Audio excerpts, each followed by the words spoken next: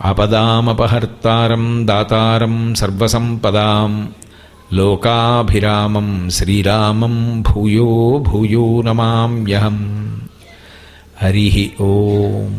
పరమేశ్వర స్వరూపైన సభకి నమస్కారం. భూరంభాంస్యనలోలిలోంబరమహార్నాథో హిమాంసు పుమాన్ ఇత్యాభాతి చరాచరాత్మకమిదం యస్యైవ మూర్త్యష్టకం నాణ్యకించన విద్యతే విమృశతాం యస్మాత్ పరస్మాద్విభో తస్మై శ్రీగురుమూర్తయే నమ. ఇదం శ్రీదక్షిణామూర్తయే అని శంకర భగవత్పాదులు. అందులో నిన్నటి రోజున మీకు కంటికి కనపడేటట్టుగా, అంటే ఈ మాంసనేత్రంతో చూడడానికి వీలుగా భగవంతుని దర్శనాన్ని పొంది ఉపాసనలో ఇంకా ఈశ్వరుడికి దగ్గరగా జరగడానికి అష్టమూర్తి తత్వం ఎలా ఉపకరిస్తుంది అన్న నేపథ్యాన్ని ఆవిష్కరించి, అందులో ఆ అష్టమూర్తి తత్వంలో మొట్టమొదటి మూర్తి అయినటువంటి పృథివీలింగం గురించి, పృథివీ స్వరూపం గురించి నిన్న మీతో మాట్లాడడం జరిగింది. రెండవది భవమూర్తి అంటారు. అంటే జల సంబంధమైనటువంటి విభూతులన్నీ మూర్తివంతమైతే, అంటే ఒక రూపాన్ని దాల్చి నిలబడితే అదే శంకరుడికి భవస్వరూపము అని పేరు. ఆ భవుడు అన్న పేరుతో ఉండేటటువంటి పరమశివుడు ఈ లోకములలో ఉండేటటువంటి సమస్త జీవరాశి యొక్క ప్రాణములు నిలబడడానికి కారణమవుతాడు. లింగపురాణం చేస్తూ వ్యాసభగవానుడు ఈ భవస్వరూపం గురించి ఒక మాట అంటాడు. సంజీవనం సమస్తస్య జగత సలిలాత్మిక భవ ఇత్యుచ్యతే మూర్తిర్భవస్య పరమాత్మనః అంటాడు. సంజీవనం సమస్తస్య, ఈ సమస్తమైనటువంటి ప్రాణికోటి దేని వలన బ్రతుకుతోందో, యథార్థమునకు ఈ ప్రాణికోటి అంతా కూడా దేని వలన ఉత్పత్తి అవుతోందో దానికి ప్రధానమైన కారణం ఏది అంటే నీరు. ఆ నీరు లేకపోతే అసలు ప్రాణికోటి నిలబడదు. ఎందుచేత అంటే వేదంలో ఒక మాట చెప్తారు, ఆపో వా ఇదగం బ్రహ్మ అని. ఆపో వా ఇదగం సర్వం. అసలు నీటిని మించినటువంటిది ఇంకొకటి లేదు, సర్వము నీరే. అందుకే అమృతం వా ఆపహ, నీరు అమృతంతో సమానం. అమృతంతో సమానమైనటువంటి నీరు ప్రాణములను నిలబెట్టడానికి కారణమవుతుంది. ఇప్పటికీ మీరు లోకంలో చూస్తుంటారు, ఎవరైనా మూర్ఛపోయారనుకోండి, వాళ్ళ దగ్గరికి తీసుకెళ్ళి ఒక యాపిల్ పండో అరటిపండో ఇస్తే వాళ్ళు లేవడం సంభవం కాదు. వాళ్ళ ముఖం మీద కాసిని నీళ్లు చిలకరించి వాళ్ళ తలని నీటితో తడిపితే, ఆ చల్లటి నీటితో తుడిస్తే వాళ్ళు తిరిగి చైతన్యాన్ని పొందుతారు. అంటే శరీరంలోంచి ఉద్గమిస్తున్నటువంటి ప్రాణములు మళ్ళీ శరీరంలోకి ప్రవేశించడానికి కూడా కారణమైనది ఏది అంటే నీరే. అనాదిగా ఋషులు ఈ నీటి యొక్క వైభవాన్ని అంత ప్రస్తుతి చేశారు. కానీ మనకి సనాతన ధర్మంలో గొప్పతనం ఎక్కడుంది అంటే అది కేవలంగా ఏదో పంచభూతాల్లో ఆ నీటి యొక్క వైభవంగా మనం కొనియాడం. ఆ నీటి యొక్క విభూతి ఏదైతే ఉందో, ఆ నీటి యందు బ్రతికించగలిగినటువంటి గుణం ఏదైతే ఉందో ఆ గుణం భగవంతుని యొక్క విభూతి. ఆయన యొక్క అనుగ్రహం ఒక రూపాన్ని తీసుకుని అక్కడ నిలబడితే అది నీరుగా మారింది అని. అందుకని భవుడు అని పిలుస్తారు. ఆ భవుని భార్య భవాని. ఆ నీటికి ఆ శక్తి కలిగి ఉండడమే భవాని రూపంగా ఉంటుంది. అందుకే పరమశివుడు భవుడుగా ఉన్నాడు, జలమునకు అధిష్టానమై ఉన్నాడు అనడానికి క్షేత్రం జంబుకేశ్వరంలో ఉన్నటువంటి జలలింగం. తిరువాణక్కోయిల్ అంటుంటారు తిరువిడి దేశంలో. ఇప్పటికీ కూడా ఆ దేవాలయంలో శివలింగం దగ్గర నీరు ఊరుతూనే ఉంటుంది. స్థలవృక్షం నీరేడు చెట్టు. చిత్రం ఏమిటంటే ఒకానొకప్పుడు ఆ చెట్టు క్షీణించిపోయి క్రమక్రమంగా అది మరణించడానికి సిద్ధపడిపోయింది. ఇంకా ఏదో కొద్ది చిగురు మిగిలి నిట్ట నిలువున ఎండిపోయింది. ఎండిపోతున్నటువంటి సమయంలో కంచికామకోటి పీఠాధిపత్యం వహించినటువంటి మహాపురుషులు, అపర శివావతారులు చంద్రశేఖరేంద్ర సరస్వతి మహాస్వామి వారు ఆ క్షేత్ర దర్శనానికి వెళ్ళారు. వెళితే ఈ స్థలవృక్షం ఇలా నిలువున ఎండిపోతోంది, ఇది మళ్ళీ జీవించడానికి ఏం చెయ్యాలి అని అడిగారు. అడిగితే ఆయన ఆ చెట్టు దగ్గర కూర్చుని రుద్రాధ్యాయం పారాయణ చెయ్యండి అన్నారు. ఆ చెట్టు దగ్గర కూర్చుని రుద్రం పారాయణ చేస్తే మళ్ళీ ఆ చెట్టు చిగర్చి యథావైభవాన్ని పొందింది. ఆ లింగం దగ్గర ఇప్పటికీ నీరు ఊరుతూ ఉంటుంది. ఆ ఊరినటువంటి నీటిని ఎవరి మీద చల్లరు, ఎవరికీ తీర్థంగా ఇవ్వరు. ఎప్పటికప్పుడు ఆ నీరు తీసి పక్కన పోసేస్తూ ఉంటారు. ఆ నీరు ఎక్కడి నుంచి వచ్చింది అంటే దానికి సమాధానమే ఉండదు. ఈ సమస్తమైనటువంటి జలరాశిగా ఉండి లోకములను బ్రతికించేటటువంటి లక్షణము కలిగి ఉన్నవాడెవరో ఆయనే శంకరుడు. నిజానికి కేవలం శరీరాలు బ్రతకడం ఒక్కటే కాదు, శరీరములు పోషింపబడడం ఒక్కటే కాదు, ధర్మము దేనిని ఆశ్రయించి ఉంటుంది అంటే నీటిని ఆశ్రయించి ఉంటుంది. నీరు లేదనుకోండి, ఉత్తర క్షణం పోయేదేది అంటే ధర్మం పోతుంది. ఇందుచేత ధర్మమునకు నీటికి అంత దగ్గర సంబంధం ఉంటుంది అంటే శౌచము సిద్ధించాలి అంటే నీరు వినా మార్గం ఉండదు. నేను ఇప్పుడు ఇక్కడికి ప్రవచనానికి రావాలి అంటే ప్రవచనానికి ముందు సంధ్యావందనం చేసి కదూ రావాలి. సంధ్యావందనం చెయ్యాలి అంటే నాకు శౌచం ఎలా సిద్ధిస్తుంది? స్నానం చేస్తే. స్నానం చెయ్యాలి అంటే నాకు ఉపకరణం ఏది? నీరే. ఒకవేళ నేను స్నానం చేసి కూర్చున్న అర్ఘ్యం ఇవ్వాలి అంటే దేంతో అర్ఘ్యం ఇవ్వాలి? నీటితోనే అర్ఘ్యం ఇవ్వాలి. ఆ అర్ఘ్యం ఇవ్వకుండా అసలు సంధ్యావందనమే చేయకుండా నేను ఇక్కడికి ప్రవచనానికి రావడం కన్నా అనవసరమైన విషయం ఇంకోటి ఉండదు. ఆ సంధ్యావందనానికి ప్రాణం ఎక్కడుంది అంటే నీటితోనే ఉంది. ఆ నీరు లేకపోతే అసలు ధర్మం నిర్వర్తించడానికి ఎవరు ఏ కార్యక్రమం చెయ్యాలో ఆ కార్యక్రమం నిర్వర్తించడానికి కావలసినటువంటి స్థితి ఏర్పడదు. పైగా నీరు దొరకలేదనుకోండి, ఇక ఐశ్వర్య సంబంధం ఉండదు లోకానికి.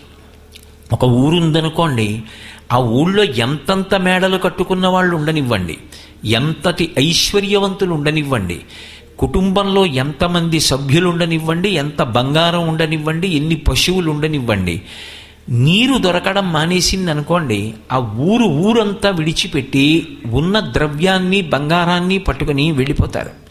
చిట్ట చివరికి 4 కాళ్లతో ఉండేటటువంటి పశువులు ఏ ఉంటాయో వాటిని వెంట తీసుకెళ్లకుండా వదిలిపెట్టి వెళ్ళిపోతారు. ఊళ్ళు దేనికి ఖాళీ అయిపోతాయి అంటే నీరు దొరకకపోతే ఖాళీ అయిపోతాయి. ఆ నీటి రూపంలో ఉండి పరమాత్మ లోకాలనన్నిటినీ కూడా అనుగ్రహిస్తూ ఉంటాడు. అటువంటి నీరు లేకపోతే అసలు ఈ ప్రపంచము నిలబడదు. ఆ నీటి రూపంలో ఉండి బ్రతికించేటటువంటి లక్షణం నీటి యందు ఉండేటట్టుగా చేసిన వాడెవరో ఆయన శివుడు. అందుకే నీటి రూపంలో ఆయన ఉన్నప్పుడు ఆయన్ని భవుడు అని పిలుస్తారు. ఇటువంటి నీటి గురించి మాట్లాడుతూ వేదం ఒక మాట అంటుంది, హిరణ్యవర్ణా శుచయ పావకాయా సుజాత కశ్యపోయాస్వింద్ర అగ్నివ్యా గర్భం దధిరే విరూపాస్తాన ఆపశ్యగ్గుశోనా భవంతు అంటుంది. బంగారు రంగు కలిగినటువంటివై ఈ నీరు ఇంద్రుడికి మాతృస్థానీయములై ఉన్నాయి. వేదంలో ఉండేటటువంటి ఇంద్రుడు వేరు, పురాణంలో ఉండేటటువంటి ఇంద్రుడు వేరు. పురాణంలో ఉండేటటువంటి ఇంద్రుడు దేవతలకి అధిపతి. పురాణంలో ఉండేటటువంటి ఇంద్రుడి యొక్క తత్వము కర్మ సిద్ధాంతాన్ని బలపరుస్తూ ఉంటుంది. అందుకే మీరు ఎప్పుడైనా కొంచెం జాగ్రత్తగా గమనిస్తే ఎవరైనా పరమనిష్టతో తపస్సు చేస్తున్న వాళ్ళు ఉంటే వాళ్ళ తపస్సు భగ్నపరచడానికి ప్రయత్నం చేసేది ఎవరు అంటే ఇంద్రుడు ప్రయత్నం చేస్తూ ఉంటాడు. ఏదో దేవలోకం నుంచి ఆ దేవవేశ్యల్ని పంపిస్తూ ఉండడం, లేకపోతే ఆ వసంత ఋతువుకి అధిపతి అయినటువంటి వాడిని పిలవడం, ఏదో కోకిల పాట పాడించడం, ఆయన యొక్క తపోభంగం చేయిస్తూ ఉంటాడు. మీరు బాహ్యంలో ఆలోచన చేస్తే ఇంద్రుడు ఎందుకు ఇటువంటి కార్యాలు చేస్తూ ఉంటాడు అని అనుమానం వస్తుంది. ఏదో శతక్రతమివాసీనం నాగరాజస్య మూర్ధని అని రామాయణంలో ఒక మాట, 100 క్రతువులు చేసినవాడు ఇంద్రుడు అవుతాడని. అందుకని 100 క్రతువులు చెయ్యకుండా చేస్తూ ఉంటాడు అని లోకంలో ఒక మాట. కానీ 100 క్రతువులు చేయకుండా అంటే 70 చేసేస్తే పోని దగ్గర పడిపోతున్నాడని పాడు చేయొచ్చు. మొదటి యజ్ఞం మొదలెట్టినా పాడు చేస్తాడు ఆయన. ఎందుకలా? ఎందుకు ఆయనకి అటువంటి దుర్బుద్ధి అంటే దాన్ని తత్వాన్ని పరిశీలించకుండా తొందరపడకూడదు. భక్తితో కూడినటువంటి కర్మాచరణము యొక్క చరమ ప్రయోజనం ఏది అంటే జ్ఞానావిష్కరణము. అలా భక్తితో కర్మ చేసుకుంటూ వెళ్ళిపోతున్నాడు అనుకోండి, దానివల్ల అడిగితే పుణ్యం అడగాలి. పుణ్యం అడిగాడు అనుకోండి గొడవలేదు. పుణ్యం అడిగితే అది అనుభవించడానికి మళ్ళీ ఏదో జన్మెత్తుతాడు, అందులో దాన్ని సుఖంగా అనుభవించేస్తాడు. కానీ నాకు పుణ్యము వద్దు, పాపము వద్దు, నేను దీన్ని విహిత కర్మగా ఈశ్వర ప్రీతి కొరకు చేస్తున్నాను అని చేసుకెళ్ళిపోతున్నాడు అనుకోండి, అది చిత్తశుద్ధికి కారకమవుతుంది. చిత్తశుద్ధి పాత్రత. ఒకసారి ఆ పాత్రత ఏర్పడితే భగవంతుడు ఆ భక్తితో కూడినటువంటి నిష్కామ కర్మ చేత ప్రీతి చెంది ఎప్పుడో అప్పుడు జ్ఞానాన్ని అనుగ్రహిస్తాడు. అది ఎలా ఉంటుంది అంటే, ఒకసారి అన్నం వండడానికి బియ్యం కడిగి నీళ్లల్లో బియ్యం పోసి అగ్నిహోత్రం మీద పెట్టిన తరువాత అన్ని బియ్యపు గింజలు మెతుకులైపోతాయి. అంతేకాని మళ్ళీ అనుమానం వచ్చి అందులో అన్ని మెతుకులు అయ్యాయా లేదా అని చూడక్కర్లేదు, అన్నీ మెతుకులవుతాయి. అన్ని బియ్యపు గింజలు మెతుకులు ఎలా అయ్యాయో అలా భక్తితో కూడి చేసినటువంటి కర్మాచరణము వలన ఈశ్వరుడి యొక్క అనుగ్రహము చేత పాత్రతను పొంది, ఆ పాత్రత వలన పరమేశ్వరుడు కటాక్షించినటువంటి జ్ఞానము చేత ఇక్కడే ఆ క్షణంలోనే ఆయన ముక్తుడవుతాడు. అంటే నేను శరీరము కాదు అనేటటువంటి జ్ఞానాన్ని పొందుతాడు. ఆ జ్ఞానము అనుభవంగా వస్తే, అనుభవంలో నిలబడితే అప్పుడు ఆయన జీవన్ముక్తుడైనాడు అంటారు. జీవన్ముక్తుడైపోయాడు అనుకోండి, ఆయనకి విధి నిషేధము ఉండవు. విధి అంటే ఇది చెయ్యాలని కానీ, నిషేధం అంటే ఇది చెయ్యకూడదని కానీ ఉండవు. ఆ స్థాయికి వెళ్ళిపోయిన మహాపురుషులకు ఇక అన్వయం అవ్వదు. భగవాన్ రమణులు ఉన్నారనుకోండి, ఆయన చాలా కాలం బట్ట కట్టుకోలేదు. చుట్టూ ఉన్నవాళ్ళు అన్నారు, మీకు శరీర భ్రాంతి లేదు కానీ లోకానికి ఉంది, అందుకని లోకం కోసం మీరు ఒక గోచీ పెట్టుకోండి అన్నారు. అలాగా అని ఆయన ఓ గోచీ పెట్టుకున్నారు. ఇప్పుడు ఆయన కొరకు కాదు, ఆయనకి ఇది విధి, బట్ట కట్టుకోవాలి, ఇది నిషిద్ధం, బట్ట కట్టుకోకుండా తిరగకూడదు అని ఆయనకేం ఉండవు. ఎప్పుడూ బ్రహ్మమునందు రమిస్తూ ఉంటారు. విధి నిషేధము రెండిటికి అతీతము. రమణులు సంధ్యావందనం చెయ్యరు, ఆయన చెయ్యలేదని నేను మానకూడదు. ఆయన ఆ స్థాయికి వెళ్ళిపోయారు. ఆయన ఎప్పుడూ బ్రహ్మమునందు రమిస్తూ బ్రహ్మవిద్ బ్రహ్మైవ భవతి, బ్రహ్మమును తెలుసుకుని బ్రహ్మమైపోయి ఉంటారు ఆయన. జ్ఞాని ఆ స్థాయిలో ఉంటాడు. అప్పుడు విధి నిషేధములు ఉండవు. విధి నిషేధములు ఉండవు కనుక కర్మ ఉండదు. కర్మ ఉండకపోతే ఏమవుతుందంటే ప్రధానంగా యజ్ఞం ఉండదు. యజ్ఞం లేకపోతే హవిస్సు ఉండదు. హవిస్సు లేకపోతే దేవతల కన్నం ఉండదు. అందుకు భగ్నం చేస్తూ ఉంటాడు. అది ప్రధాన కారణం. కర్మ వైపుకి మళ్ళీ తీసుకొస్తూ ఉంటుంది ఇంద్ర పదవి. కానీ వేదంలో చెప్పబడేటటువంటి ఇంద్రశబ్దం ఏదుందో అది పురాణంలో చెప్పబడినటువంటి ఇంద్రశబ్దం కాదు. రామాయణంలో తరచుగా రాముడికి ఇంద్రశబ్దం వేస్తూ ఉంటారు. అది వేదపరమైనటువంటి ఇంద్రశబ్దం. అలాగే మీరు యజుర్వేదం అంతవరకు ఎందుకు రుద్రాధ్యాయం గమనిస్తే ఒక అనువాకం దగ్గరికి వచ్చేటప్పటికీ ఇంద్రశబ్దం అనువాకం అంతా తిరుగుతుంది. ఆయన కేవలముగా స్థితికార శక్తితో విష్ణు పరమైనటువంటి లక్షణంతో ఉంటాడు. అటువంటి ఇంద్రతత్వము కలిగినటువంటి పదవి ఏది ఉందో దాన్ని వేదాలకి సంబంధించినటువంటి ఇంద్రతత్వము అని పిలుస్తారు. అది పౌరాణికమైనటువంటి ఇంద్రతత్వానికి వైదికమైన ఇంద్రతత్వానికి సంబంధం ఉండదు. అదిగో అలా ఆ కర్మ దాటి జ్ఞానమును పొంది విధి నిషేధములను దాటిపోతాడు వ్యక్తి. దానికి కూడా అసలు ప్రారంభం ఎక్కడా అంటే, ఒక ఉత్తమమైనటువంటి కర్మ చెయ్యాలి అంటే నీరు ఉంటే తప్ప జరగదు. రెండు, నీరు లేకపోతే అసలు ఎవ్వరూ కూడా ఇక యుక్తాయుక్త విచక్షణ అనేటటువంటి మాట ఉండదు. దీని పట్ల ఈ గౌరవం పాటించాలా పాటించకూడదా అన్న మాట ఉండదు. అటువంటి ఇంద్రుడు ఎవరున్నారో ఆయనకి ఈ జలములు మాతృస్థానీయములై ఉంటాయి. అందుకే పోతన గారు ఆ భాగవతం దశమస్కంధం చేస్తూ ఓ చిత్రమైనటువంటి పద్యం చేశారు. అందులో ఆయన అంటారు, విషధరరిపు గమనునికిని విషగళసకునికి విమల విషసయనునికిన్ విషభవ భవ జనకునికిని విషకుచను విషము కొనుట విషమేతలపన్ అంటారు. విషభవ భవ జనకునికిని అంటే ఎప్పుడూ నీటి యందు ఉండేటటువంటి వాడు, నీటిని ఆశ్రయించి, నారాయణ అంటాం కదా, నారములంటే నీరు, నీటిని ఆశ్రయించి ఉండేవాడు అంటే లోకములన్నీ బ్రతకడానికి కారణమైనటువంటి జలతత్వమును అధిష్ఠించి ఉండేవాడు అని విష్ణుతత్వంగా చెప్తే, అటువంటి వాడైనటువంటి వాడికి భవుడు బ్రహ్మగారు విషభవ భవ జనకునికిని, ఆ అందులోంచి పుట్టినటువంటి తామర పువ్వులోంచి పుట్టిన బ్రహ్మగారికి జనకుడైనటువంటి నారాయణుడన్న శబ్దాన్ని నీటి పరంగా వేశారు పోతన గారు. కాబట్టి అటువంటి ఇంద్రుడికి మాతృస్థానీయములై ఉంటాయి, తల్లి స్థానంలో ఉన్నాయి నీళ్లు. అందుకని హిరణ్యవర్ణా శుచయ పావకాయ సుజాత, అటువంటి నీరు గర్భమునందు అగ్నిహోత్రాన్ని ధరించి ఉంటుంది. బాహ్యంలో కూడా సముద్ర గర్భమునందు ఏముంటుంది అంటే బడబాగ్ని ఉంటుంది.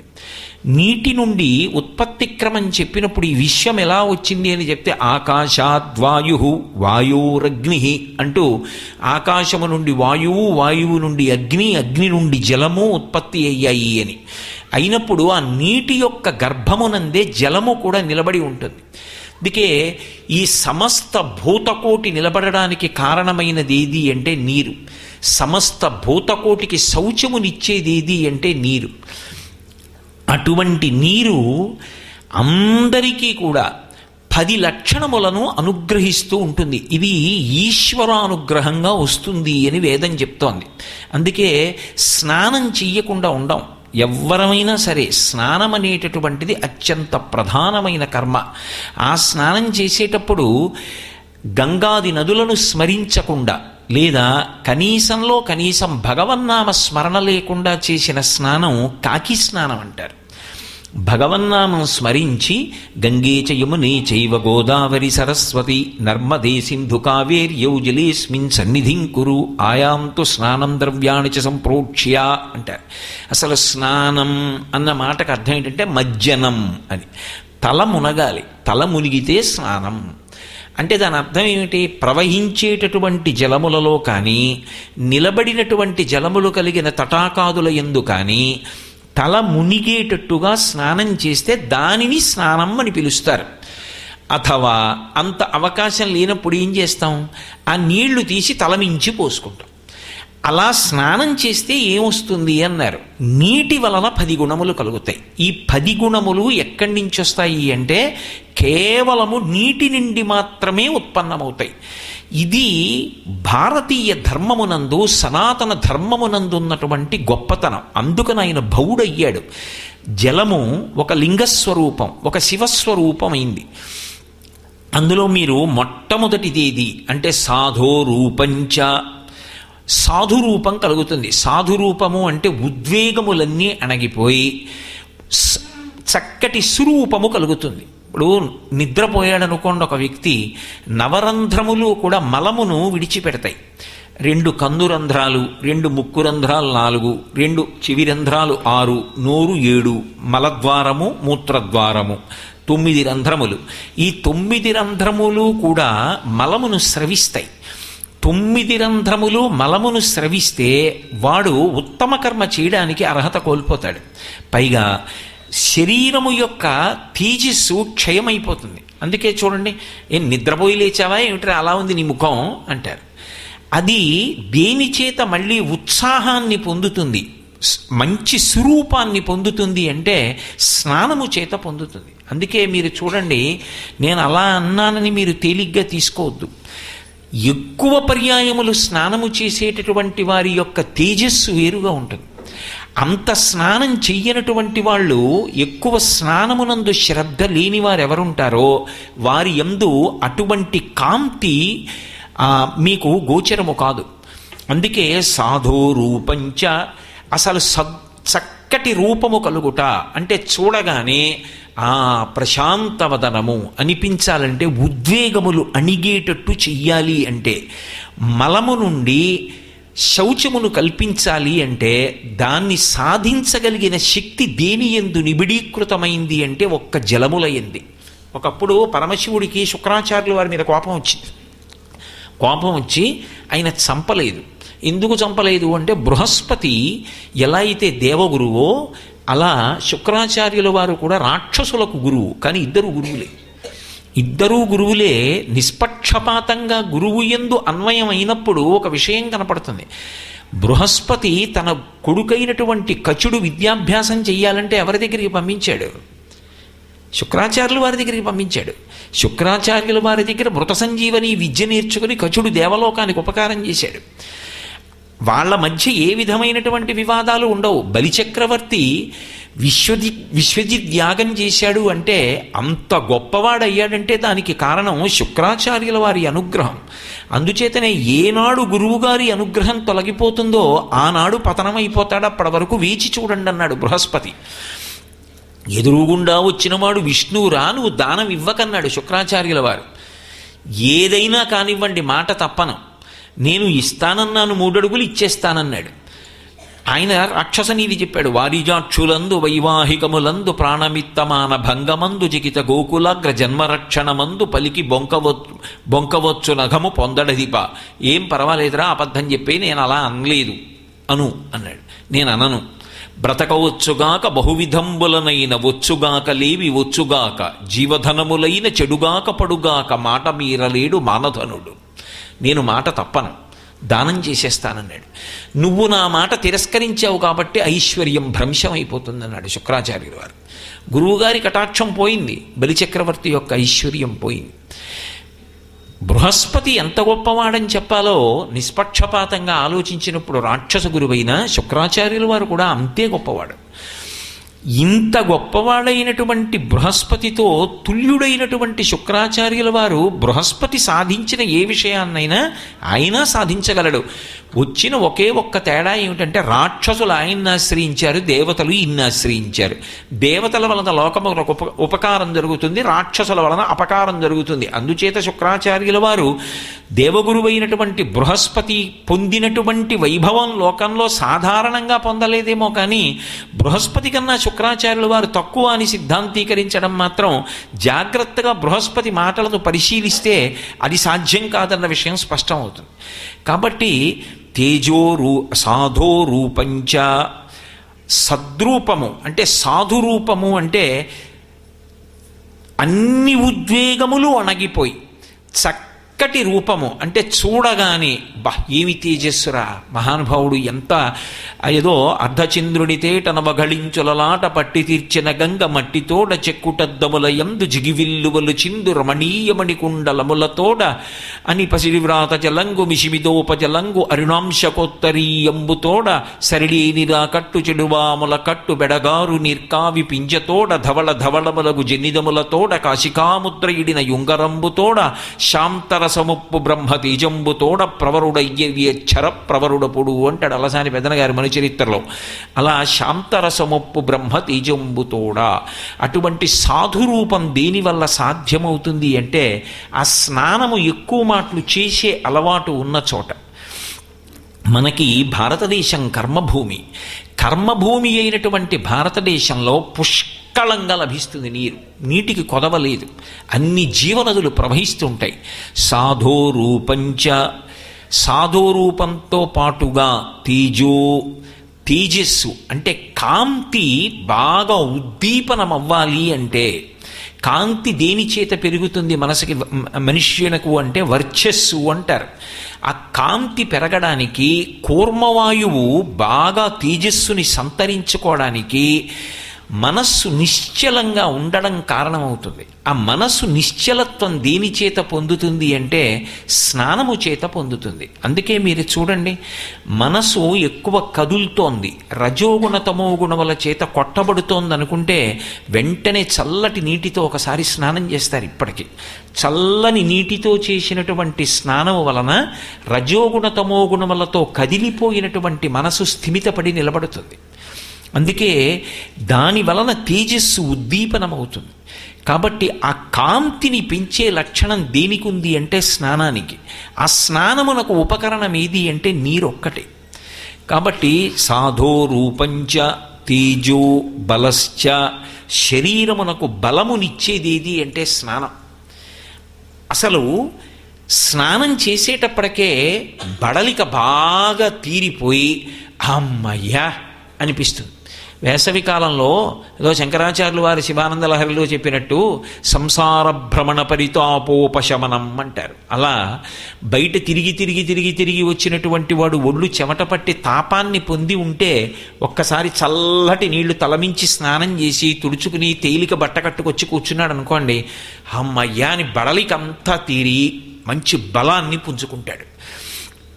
కాబట్టి బలం ఇవ్వగలిగినది ఏది అంటే స్నానం. అంతేకాదు అసలు నదీ ప్రవాహానికి అభిముఖంగా నిలబడి చేసినటువంటి స్నానం గొప్ప తేజస్సుకి కారకమై శరీర బలం పెరగడానికి కారణమవుతోంది అని వేదం నిర్ధారించింది.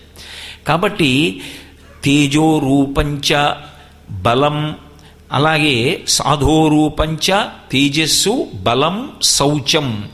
శౌచము దేని చేత కలుగుతుంది అంటే ఒక్క స్నానము చేత మాత్రమే కలుగుతుంది. అందుకే స్నానం విషయంలో అన్ని మినహాయింపులు ఇస్తూ వెళ్ళిపోయింది శాస్త్రం.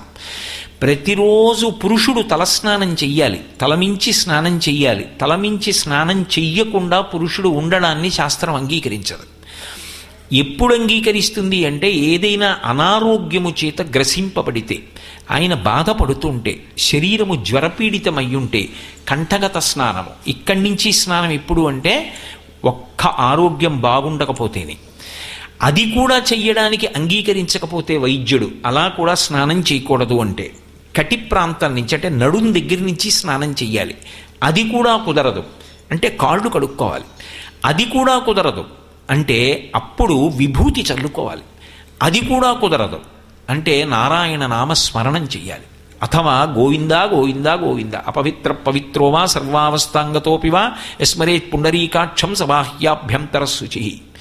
తప్ప ఇన్ని మినహాయింపులు ఎందుకు ఇస్తూ వెళ్ళింది అంటే స్నాన ఫలితమును కల్పించడానికి వెళ్ళింది.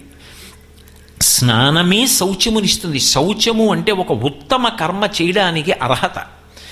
ఒక్కొక్క అర్హత పొందితే తప్ప ఒక్కొక్క కర్మ చెయ్యడం సాధ్యం కాదు. ఒక వ్యక్తి ఏది చదువుకోవాలో అది చదువుకుంటే తప్ప ఒక ఉద్యోగానికి అర్హుడు కాడు. అలాగే స్నానం చేసినవాడై ఉంటే తప్ప భగవత్ సంబంధమైనటువంటి కర్మ చెయ్యడానికి అర్హత పొంది ఉండడు. ఆ శౌచము కలగాలి అంటే స్నానం ఒక్కటే మార్గం అయి ఉంటుంది. కాబట్టి శౌచం ఇచ్చిన అదే. అలాగే ఆయుష్యమారోగ్యమలోలపత్వం దుస్వప్నఘాతంచ తపశ్చ మేధా అంది వేదం. ఆయుష్యం దీర్ఘాయుర్దాయం దేని చేత కలుగుతుంది అంటే నియమంగా స్నానం చేసేటటువంటి అలవాటు ఎవరికి ఉంటుందో, స్నానం చేసేటటువంటి విధి విధానాన్ని ఎవరు పాటించి స్నానం చేస్తారో వాళ్ళు దీర్ఘాయుష్మంతులవుతారు. అందుకే ఆరోగ్యం దేని మీద ఆధారపడుతుంది అంటే స్నానం చెయ్యడంలో ఆ నిష్ట కలిగి ఏదో గబగబా స్నానం చేసి రావడం కాదు. స్నానం చేసేటప్పుడు శ్రద్ధావంతుడై. అందుకే నీరు శ్రద్ధాస్వరూపము అంది వేదం. శ్రద్ధ అంటే శంకరాచార్యులు వారు శ్రద్ధ అన్న మాటకు భాష్యం చేశారు. శాస్త్రస్య గురువాక్యస్య సత్యబుద్ధ్యావధారణ సా శ్రద్ధ కలితా సిద్భి యా వస్తూపలభ్యతే. గురువుగారి మాట, శాస్త్రం చెప్పినటువంటి మాట పరమసత్యములు అనేటటువంటి నమ్మకం దేని చేత కలుగుతుంది అంటే నీటి యొక్క స్పర్శ చేత కలుగుతుంది. ఆ స్నానం చేస్తే ఆ నీటి యందు ఉన్న విభూతి ఆ శ్రద్ధ కలిగేటట్టుగా చేస్తుంది. అందుకే స్నానం ఏం చేస్తుంది అంటే ఆయుష్యమారోగ్యమలోలుపత్వం. లౌల్యము అని ఒక మాట సంస్కృతంలో. లా పడింది అంటే భోగానురక్తి. వాడికి కర్తవ్యాన్ని నిర్వహించడం కన్నా ఇతర విషయముల మీద మక్కువ ఎక్కువ. ఎప్పుడూ భోగం గురించి ఆలోచన, ఎప్పుడూ తమోగుణంతో రజోగుణంతో కొట్టుమిట్టాడుతుంటాడు. మనకి యథార్థమునకు సమయపాలనని మించినటువంటి గొప్ప గుణం ఇంకొకటి లేదు. పెద్దలు వచ్చారనుకోండి, మీరు వారి పట్ల పూజ్యభావనతో ప్రవర్తించినంత మాత్రాన సరిపోదు. ఏ సమయంలో ఏది చెయ్యాలో అది చేశారా లేదా. మహాత్ములకు కూడా ఆగ్రహం దేనికొస్తుంది అంటే చెయ్యవలసిన పని చెయ్యవలసిన సమయంలో చేయకపోతే వస్తుంది. మహాత్ములకు కోపం ఏమిటి? కర్తవ్యమకృతం కార్యం సతాం మన్యుముదీరయేత్ అని రామాయణం.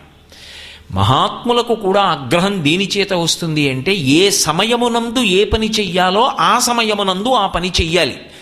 అందుకే అసలు శాస్త్రం దేన్ని చెప్తుంది అంటే సమయపాలన. ఏ సమయానికి నిద్రలేవాలి, ఏం చెయ్యాలి, ఇదే మాట్లాడుతుంటుంది. అది ఎందుకు వదలాలి అంటే ఏదో భోగం, ఇది మానేసి అది చేస్తుంటే సంతోషంగా ఉంది, అందుకని అది చేస్తూ కూర్చుంటాడు, ఇది మానేస్తాడు. కానీ దాన్ని లౌల్యం, ఎప్పుడూ భోగములు అనుభవించాలనేటటువంటి తాపత్రయం, సమయమునందు చెయ్యవలసిన పని చెయ్యాలనేటటువంటి కర్తవ్యమందు విముఖత, ఈ వైముఖ్యం పోయి మనిషికి కర్తవ్యమునందు నిష్ట కలగాలి అంటే అది దేని చేత కలుగుతుంది అంటే జలస్పర్శ చేత, స్నానము చేత కలుగుతుంది. నీటికి ఆ శక్తి ఉంది, అది లౌల్యమును పోగొడుతుంది. దుస్వప్నఘాతంచ, ఏదైనా దుస్వప్నం కలిగిందనుకోండి, ఆ దుస్వప్నము యొక్క ఫలితము ప్రకాశించకుండా ఉండాలి అంటే వెంటనే లేచి స్నానం చేయడమే. అందుకే మంచం మీద కూర్చుని భగవన్నామని చెప్పడాన్ని కూడా శాస్త్రం అంగీకరించలేదు యథార్థానికి. అత్యంత హేయమైన వస్తువు ఇంట్లో ఉండేది ఏది అంటే మంచం ఒక్కటే. మంచం మీద చిట్ట చివరికి ఏది అంగీకరింపబడలేదంటే శరీర త్యాగం కూడా అంగీకరింపబడలేదు. అంతకన్నా భోగవస్తువు ఇంకోటి లేదు. అందుకే ప్రాణం పోతోందనుకోండి, వాడంతటా వాడు మంచం దిగలేడు. అందుకే ఏం చేస్తారంటే ప్రాణం పోతోందంటే మంచం నుంచి దింపేస్తారు కిందకి. ఆ ప్రాణోత్క్రమణం అలా జరగకూడదు అని, వాడు అదైన శౌచంతో వెళ్ళిపోవాలి కాబట్టి కిందకి దింపేస్తారు. అయినప్పుడు మీరు ఒక్కటి ఆలోచించండి, ఆ భోగమునకు ఎక్కడ అనుభవించాలో అక్కడ అనుభవించాలి తప్ప అది విడిచి చేయడానికి వీల్లేదు. మంచం అన్నది అంత భోగకారకమైనటువంటి వస్తువుగా చెప్పబడి అది దాని మీద కూర్చుని భగవన్నామని కూడా చెప్పరు. ఒకప్పుడు మా ఇంటికి ఒక పౌరాణికులు వచ్చారు. ఆయన పాపం మా ఊరు ఏదో ఉపన్యాసాలు చెప్పడానికి వచ్చారు. వచ్చి అకస్మాత్తుగా వారికి జ్వరం వచ్చింది. వారి భార్య గారు 2 రోజుల క్రితమే ఇంట్లో ఏదో సందర్భం ఏర్పడితే ఆవిడ వెళ్ళిపోవలసి వచ్చింది. ఎవరు వండి పెట్టేవారు లేరు. ఆయనకి చలి జ్వరం వచ్చి వణికిపోతున్నారు. నేను వారిని మా ఇంటికి తీసుకొచ్చాను. అయ్యా మా ఇంట్లో ఉండండి, ఏం పర్వాలేదు, మీరు ఇంత దూరం వచ్చారు, మీకు స్వస్థత కలిగే వరకు మేము మీ బిడ్డల్లాంటి వాళ్ళం, మేము చూస్తాను రండిని మా ఇంటికి తీసుకొచ్చాను. ఆయన పాపం వణికిపోతున్నారు. తీసుకెళ్ళి మంచం మీద పడుకోబెట్టి దుప్పట్లు అవి అన్నీ కప్పి ఎవరో డాక్టర్ని తీసుకొచ్చాను. ఆయన చూశారు, మందులు రాశారు. రాస్తే నేను ఆ మందులు ఆయనకి ఆయన విని వేసుకునే స్థితిలో లేరు. ఆ మందులు తెచ్చి అవి ఏవి వేసుకోవాలో అవి అయ్యా ఇవి వేసుకోండి అని చేతిలో పెట్టాను. ఆయన ఆ స్థితిలో మంచం నుంచి కిందకి దిగి ఉత్తరీయం తీసి కింద వేసుకుని బ్రాహ్మణ పృష్ఠం నేలకి తగలకూడదని దాని మీద కూర్చుని అప్పుడు నోట్లో వేసుకున్నారు. అదేమిటండి అన్నాను నేను. అంటే ఆయన అన్నారు, మంచం మీద కూర్చుని మందు మాత్రం ఎలా వేసుకుంటాను నాయన అన్నారు. ఎంత ధర్మం రా, చెప్పడం కాదు పాటించడం గొప్ప అనుకున్నాను. మహాత్ముల జీవితాలు అలా ఉంటాయి. అటువంటిది శాస్త్రం మంచం మీద గోవిందనామని చెప్పడాన్ని అంగీకరించి, గోవింద అన్న నామం దుస్వప్నం వచ్చినప్పుడు పరిహారం ఏమిటి? స్నానం చేయాలి. భయంకరమైన కలోటు వచ్చిందనుకోండి, స్నానం చేస్తే దాని ఫలితం పోతుంది. కానీ స్నానం చేయలేకపోతే అంటే అది వేళ కాని వేళ అయితే, ఓ అర్ధరాత్రి వేళ అయితే అప్పుడు చేయకూడదు.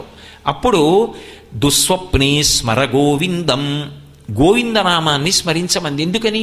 గోవిందేతి సదా స్నానం. ఎవరు గోవిందనామని చెప్తున్నాడో వాడు స్నానం చేసిన వాడితో సమానం. స్నానానికి నీటికి అంత శక్తి ఉన్నది అని వేదం నిర్ధారిస్తోంది. కాబట్టి దుస్వప్నఘాతంచ, అది లౌల్యమును పోగొడుతుంది, దుస్వప్నములను పోగొడుతుంది. తపశ్చ మేధా, తపస్సు చెయ్యడానికి యోగ్యమైన శక్తిని కల్పిస్తుంది. తపస్సు అంటే అన్ని వేళలా ఏదో అరణ్యంలోనో ఓ కుటీరంలోనో కూర్చుని ఓ బ్రహ్మదండం పెట్టుకుని దాని మీద చెయ్యి పెట్టుకుని జపమాల తిప్పడము అని నేను ప్రతిపాదిస్తున్నానని మీరు అనుకోకూడదు. శృణ్వంతపః అంది శాస్త్రం. వినడం తపస్సు. మీరు ఒక 2 గంటల పాటు భగవంతుడి మీదే దృష్టి పెట్టి వింటున్నారనుకోండి ఒక విషయాన్ని, మీరు 2 గంటలు తపస్సు చేశారు అని శాస్త్రం వేస్తుంది. 2 గంటలు నేను ఒక విషయం మీదే దృష్టి పెట్టి మాట్లాడుతున్నాను అనుకోండి భగవత్ సంబంధాన్ని, నేను ఇవాళ 2 గంటలు తపస్సు చేశాను అని నా ఖాతాలో వేస్తారు. నా ఖాతాలో అంటే జీవుడి ఖాతాలో వేస్తారు. ఈ తపస్సు చేయడానికి యోగ్యత ఎక్కడి నుంచి సిద్ధిస్తోందంటే మనసు నిలబడాలి. శరీరం రావడం గొప్పదే, అదంత తేలికైన విషయం కాదు. నిశ్చయాత్మకమైన బుద్ధి పనిచేసి భగవంతుని యొక్క అనుగ్రహ ప్రసరణము జరిగితే తప్ప తపస్సు చేయగలిగినంత శక్తిని ఎందుకు కట్టబెడతాడు? 2 గంటలు ఇవాళ తపస్సు చేసిన ఫలితం ఒకటి ఖాతాలో వెయ్యాలి అంటే దాని యోగ్యతలు చూడకుండా అవకాశం ఇస్తాడు ఈశ్వరుడు. వీడికి ఫలితం ఇవ్వచ్చా చూసి ఇస్తాడు. ఇచ్చినప్పుడు ఇక్కడికి వచ్చాడు పాపం, ఆయన తప్పేం లేదు, కానీ కులుకుతున్నాడు. ఏమిటి ఉపయోగం? కునకకుండా నిలబడి ఆ వినడం మీద మనస్సు నిలబడాలి అంటే స్నానము కారణమవుతుంది. స్నానం అంటే బాహ్యమునందు కేవలము స్నానము కాదు, నీటికి మనసుని నిలబెట్టే శక్తి ఉంది. అంటే నేను ఇదేదో గొప్ప కోసం చెప్తున్నానని మీరు అనుకోకండి. మా చిన్నతనంలో 4 గంటలకి నిద్ర లేపి ముందు నువ్వు స్నానం చేసి నమస్కారం చేయాలని లేపేవారు, చదువుకోమని లేపేవారు కాదు, భగవత్ సంబంధం చెప్పి నిద్ర లేపాలి. అందుకని నిద్ర లేపి నూతిగట్టు దగ్గరికి వెళ్ళి ముందు నీళ్లు పోసుకురా, ఒళ్ళు తర్వాత రుద్దుకుని స్నానం చేద్దు కానీ ముందు నీళ్లు పోసుకురా అనేవారు. చేత్తో నీళ్లు తోడి తలమించి పోసేసుకుని తుడిచేసుకుని అప్పుడు ఏదో బట్ట కట్టుకుని వచ్చి కూర్చున్న తర్వాత వీపు ఆంచడానికి వీలు లేదు, ఇలాగా గోడకి చాపేసుకుని నేల మీద కూర్చుని పుస్తకం ఇలా పట్టుకుని వెన్నుపావు నిటారుగా పెట్టి గడగడా చదువు అనేవారు. అలా కూర్చుని మనసు నిలబెట్టడానికి మళ్ళీ ఆవలింత రాకుండా చదివినది లోపలికి వెళ్ళిపోవాలి. నేను తిన్న అన్నం నేనైపోయినట్టు, నేను చదివినది నేనైపోవాలి, ఎప్పుడైనా అది జ్ఞాపకానికి రావాలి మళ్ళీ. అందుకు ఛందోబద్ధమైన కవిత్వం వచ్చింది. ఛందోబద్ధంగా ఎందుకు ఇస్తారంటే అది ధారణ చెయ్యడానికి యోగ్యమవుతుంది. అది ధారణ చేయవలసిన అవసరం లేదనుకోండి, వచనంగా రాస్తారు. ఏదో గజేంద్రమోక్షణ ఘట్టంలో అరణ్యాన్ని వర్ణిస్తున్నారనుకోండి, అక్కడ పులులున్నాయా సింహాలున్నాయా ఇవన్నీ గుర్తెట్టుకోక్కర్లేదు, ఎన్ని చెట్లు ఉన్నాయి, ఏ రకాల చెట్లు ఉన్నాయి, వచనం రాస్తారు. ఒక పద్యం జీవితాంతం గుర్తుపెట్టుకోవలసిన విషయం అది. అది మరిచిపోయారనుకోండి, జీవితం యొక్క అభ్యున్నతికి ఒక హేతువు పోయినట్టు అవుతుంది. అయినప్పుడు అది గుర్తుండాలి అంటే దాన్ని ఛందస్సులో ఇస్తారు. ఛందస్సులో ఇస్తే తొందరగా పట్టుకుంటుంది మనస్సు. పుస్తకం చదివాడు అంటే తాను పుస్తకం అయిపోవాలి, అప్పుడు ధారణలో ఉంటుంది. అది తపస్సు. ఆ జ్ఞాపక శక్తి దేని వల్ల వస్తుంది అంటే మేధ. అంటే జ్ఞాపక శక్తి పెరగడానికి హేతువేది జలస్పర్శ చేత. ఆ జలస్పర్శ కలిగితే తప్ప, ఆ స్నానము చేస్తే తప్ప అసలు ఎదురుగుండా ఉన్నదాన్ని పట్టుకోగలిగిన శక్తి రాదు. గురువుగారు కూర్చొని ఒక మాట చెప్తున్నారు అనుకోండి, శిష్యుల్ని చుట్టూ కూర్చోబెట్టుకుని గురువుగారు ఊపిరిని పణంగా పెట్టి చెప్తున్నారు. గురువుగారు ఊపిరిని పణంగా పెట్టి ఒక విషయం చెప్తున్న దాన్ని పరమశ్రద్ధతో శిష్యుడు అందుకోవాలి. అది ఎలా ఉండాలి అంటే ఆవు పాలు పితుకుతున్నట్టు ఉండాలి. దూడని వదిలి దూడ వెళ్ళి పొదుగుని గుద్ది పాలు చేపుకొచ్చిన తరువాత తీసి పక్కకు కట్టేసి నీళ్లు చల్లి పితుకులు కడిగేసి పాలు తీసేటప్పుడు పక్కవాడితో మాట్లాడుతున్న 2 మోకాళ్ల మధ్యలో పెట్టుకున్న బిందెలోకి శిరములను పట్టి లాగుతున్నప్పుడు పాల ధార మాత్రం గిన్నెలోనే పడాలి. పక్కకు పడిపోయిందా పాలు నేలపాలైపోతాయి. పాలు ఎంత శ్రద్ధగా పితుకుతారో గురువుగారి దగ్గర కూర్చుని గురువుగారు మాట్లాడుతున్నప్పుడు వినడం అలా ఉండాలి. అప్పుడది విన్నది చదివినది ఎవరు ఎదురుగుండా కూర్చున్నాడో వాడైపోతుంది. అది మేధా, జ్ఞాపకంలో అలా ఉండిపోతుంది.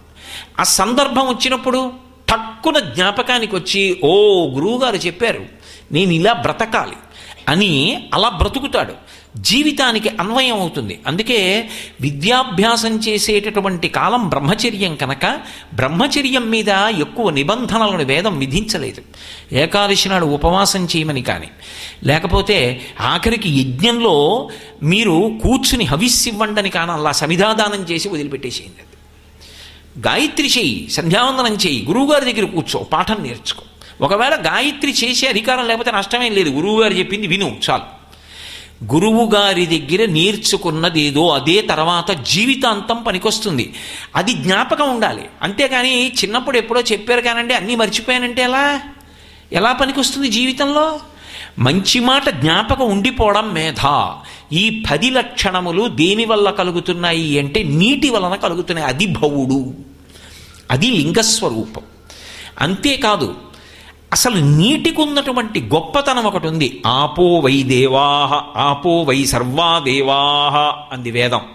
అసలు దేవతలందరూ ఎప్పుడైనా ప్రవేశించవలసి వస్తే ఎందులో ప్రవేశిస్తారు అంటే నీటిలోకి ప్రవేశిస్తారు. అందుకే మీరు చూడండి, ఒక మూర్తిని పెట్టి పూజ చేయడం వేరు, ఒక కలశ పెడుతుంటారు. ఎక్కడైనా సరే ఒక 7 రోజుల పాటు ఒక హోమం చేస్తున్నారనుకోండి, ఆఖరి రోజున పూర్ణాహుతి, ఈ ప్రధాన కలశ జలం అక్కడ పెట్టి ఈ 7 రోజులు ఎవరు దీక్ష చేసుకుని ఆ యజ్ఞమునందు ప్రధానంగా యజమానిగా ఉన్నాడో వాడికి అవబృధ స్నానం చేయించినప్పుడు ఈ ప్రధాన కలశ జలాలే తీసుకెళ్ళి ఆయన శిరస్సు నుంచి పోస్తారు. అలా పోసిన తరువాత ఇంకా జుత్తు ఎవరైనా పట్టుకున్నాడు అనుకోండి కోపంతో, వాడు సర్వభ్రష్టుడైపోతాడు, వంశమంతా నశించిపోతుంది. మహాభారతంలో రాజసూయాగం చేసి అవభృత స్నానం చేసిన ద్రౌపదీదేవి జుత్తు పట్టుకున్నాడు కాబట్టే దుశ్శాసనుడు వంశం నశించిపోయింది. ఆ నీటి చేత జుట్టు తడిస్తే అంత శక్తి వస్తుంది. ఒక పట్టాభిషేకం చేయాలనుకోండి, నీటితో చేస్తారు. ఓ సన్యాసాశ్రమం ఇవ్వాలనుకోండి, తల మీద సాలగ్రామం పెట్టి నీరు పోస్తారు. చిట్ట చివర శరీరాన్ని అంత్యేష్టి సంస్కారానికి పంపించేస్తున్నారనుకోండి, నీరు పోసి పవిత్రం చేసి అగ్నిహోత్రంలోకి సమర్పించేస్తారు. మా నాన్నగారు బ్రతికున్నంత కాలం అగ్నిహోత్రాన్ని పూజ చేశాడు, ఇదిగో ఇప్పుడు అగ్నిహోత్రానికే సమర్పిస్తున్నానని కొడుకు ఇచ్చేస్తాడు. ఆఖరికి జీవము లేని దాన్ని కూడా అగ్నిహోత్రములోకి పంపేటప్పుడు శౌచసిద్ధిని కల్పించేది ఏది అంటే ఆ నీరే. ఆ నీటికి అంత శక్తి ఉంది. ఆ నీటిలోకి దేవతలందరూ ప్రవేశిస్తారు. అందుకే తజ్జలాన్ అని ఒక పేరు. అందులోకి ప్రవేశించని దేవతాస్వరూపం ఉండదు. కలశ పెట్టి ఆవాహన చేస్తే అందులోకి ఏ దేవతలైనా ప్రవేశిస్తారు. అందుకే అధిష్టాన స్వరూపములన్నీ దేన్ని ఆశ్రయించి ఉంటాయి అంటే నీటిని ఆశ్రయించి ఉంటాయి. అందుకే మనకి శాస్త్రంలో ఇప్పటికీ కూడా నది అని ఉందనుకోండి, నదిని దాటితే ఆవలి ఒడ్డుకి వెళ్ళి ఆ నదికి మొక్కి నమస్కారం చేసి పెడతారు. శ్రీరామాయణంలో రామచంద్రమూర్తి సరయూ నదిని ఎంత గౌరవించాడో, సీతమ్మ గంగని దాటినప్పుడు గంగని ఎంత గౌరవించిందో మనకు అర్థమవుతుంది. అనవసరంగా ఏ మాట మన వాళ్ళు వాడరు. ప్రతి నదీ స్వరూపం కూడా నీటితోటే. నీరు లేని నది ఏమిటండి? నది అంటేనే నీరు. కానీ నీటి ప్రవాహం నదీ స్వరూపంగా ఉంటే దానికి నది అని పిలవడానికి ఒక ప్రత్యేకమైనటువంటి కారణం ఉంది. యస్మాత్నాదం కృతవత్యః అని. అది ఒక గొప్ప నాదం చేస్తూ ప్రయాణం చేస్తూ వెళుతుంది, ప్రవహిస్తూ. అది ఎలా ఉంటుంది అంటే వేదం అంది, అది మేఘముల యొక్క ఆఘాతము చేత కింద పడి రాళ్ల దెబ్బలు తగులుతూ వెడుతున్నప్పుడు ఆ నాదము ఒకటి వినపడుతుంటుంది నదిలోంచి. ఆ నాదము వినపడేటట్టుగా వెడుతున్నటువంటి జల ప్రవాహము ఏది ఉన్నదో దానికి నది అని పేరు. కారణాంతరముల చేత రకరకాల పేర్లు రావచ్చు, కానీ ప్రధానంగా ఒక నదికి అంత శక్తి ఎందువల్ల వచ్చింది అంటే అది జల ప్రవాహమైనటువంటి కారణం చేత. ఒక్కొక్కచో ఒక్కొక్క నదీ ప్రవాహం ఎంతంత శక్తిని పొంది ఉంటుంది అంటే అందులో స్నానం కాదు, ఇలా తీసి ఇలా చల్లుకున్నంత మాత్రం చేత పడిపోయిన వాడు పైకెక్కుతాడు.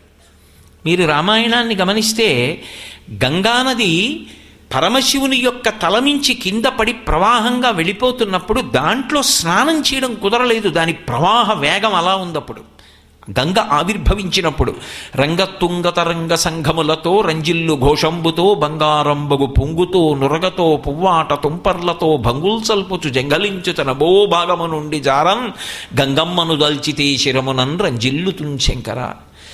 ఆ గంగలో స్నానం చెయ్యలేకపోయారు. క్షీణే పుణ్యే మర్త్యలోకం విశంతి.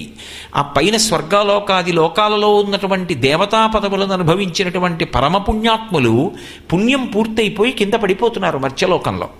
పడిపోయిన వారు ఏం చేశారంటే దాని కింద తల పెట్టలేక భవాంగపతి తంతో యం పవిత్రమితి స్పృశు అని ఆ నీళ్లు తీసి ఇలా చల్లుకున్నారు. గంగా జలాలు చల్లుకున్నంత మాత్రం చేత వాళ్ళ పాపాలు పోయి పుణ్యాన్ని పొంది మళ్ళీ పైకి వెళ్ళిపోయారు దేవతా పదవుల్లోకి.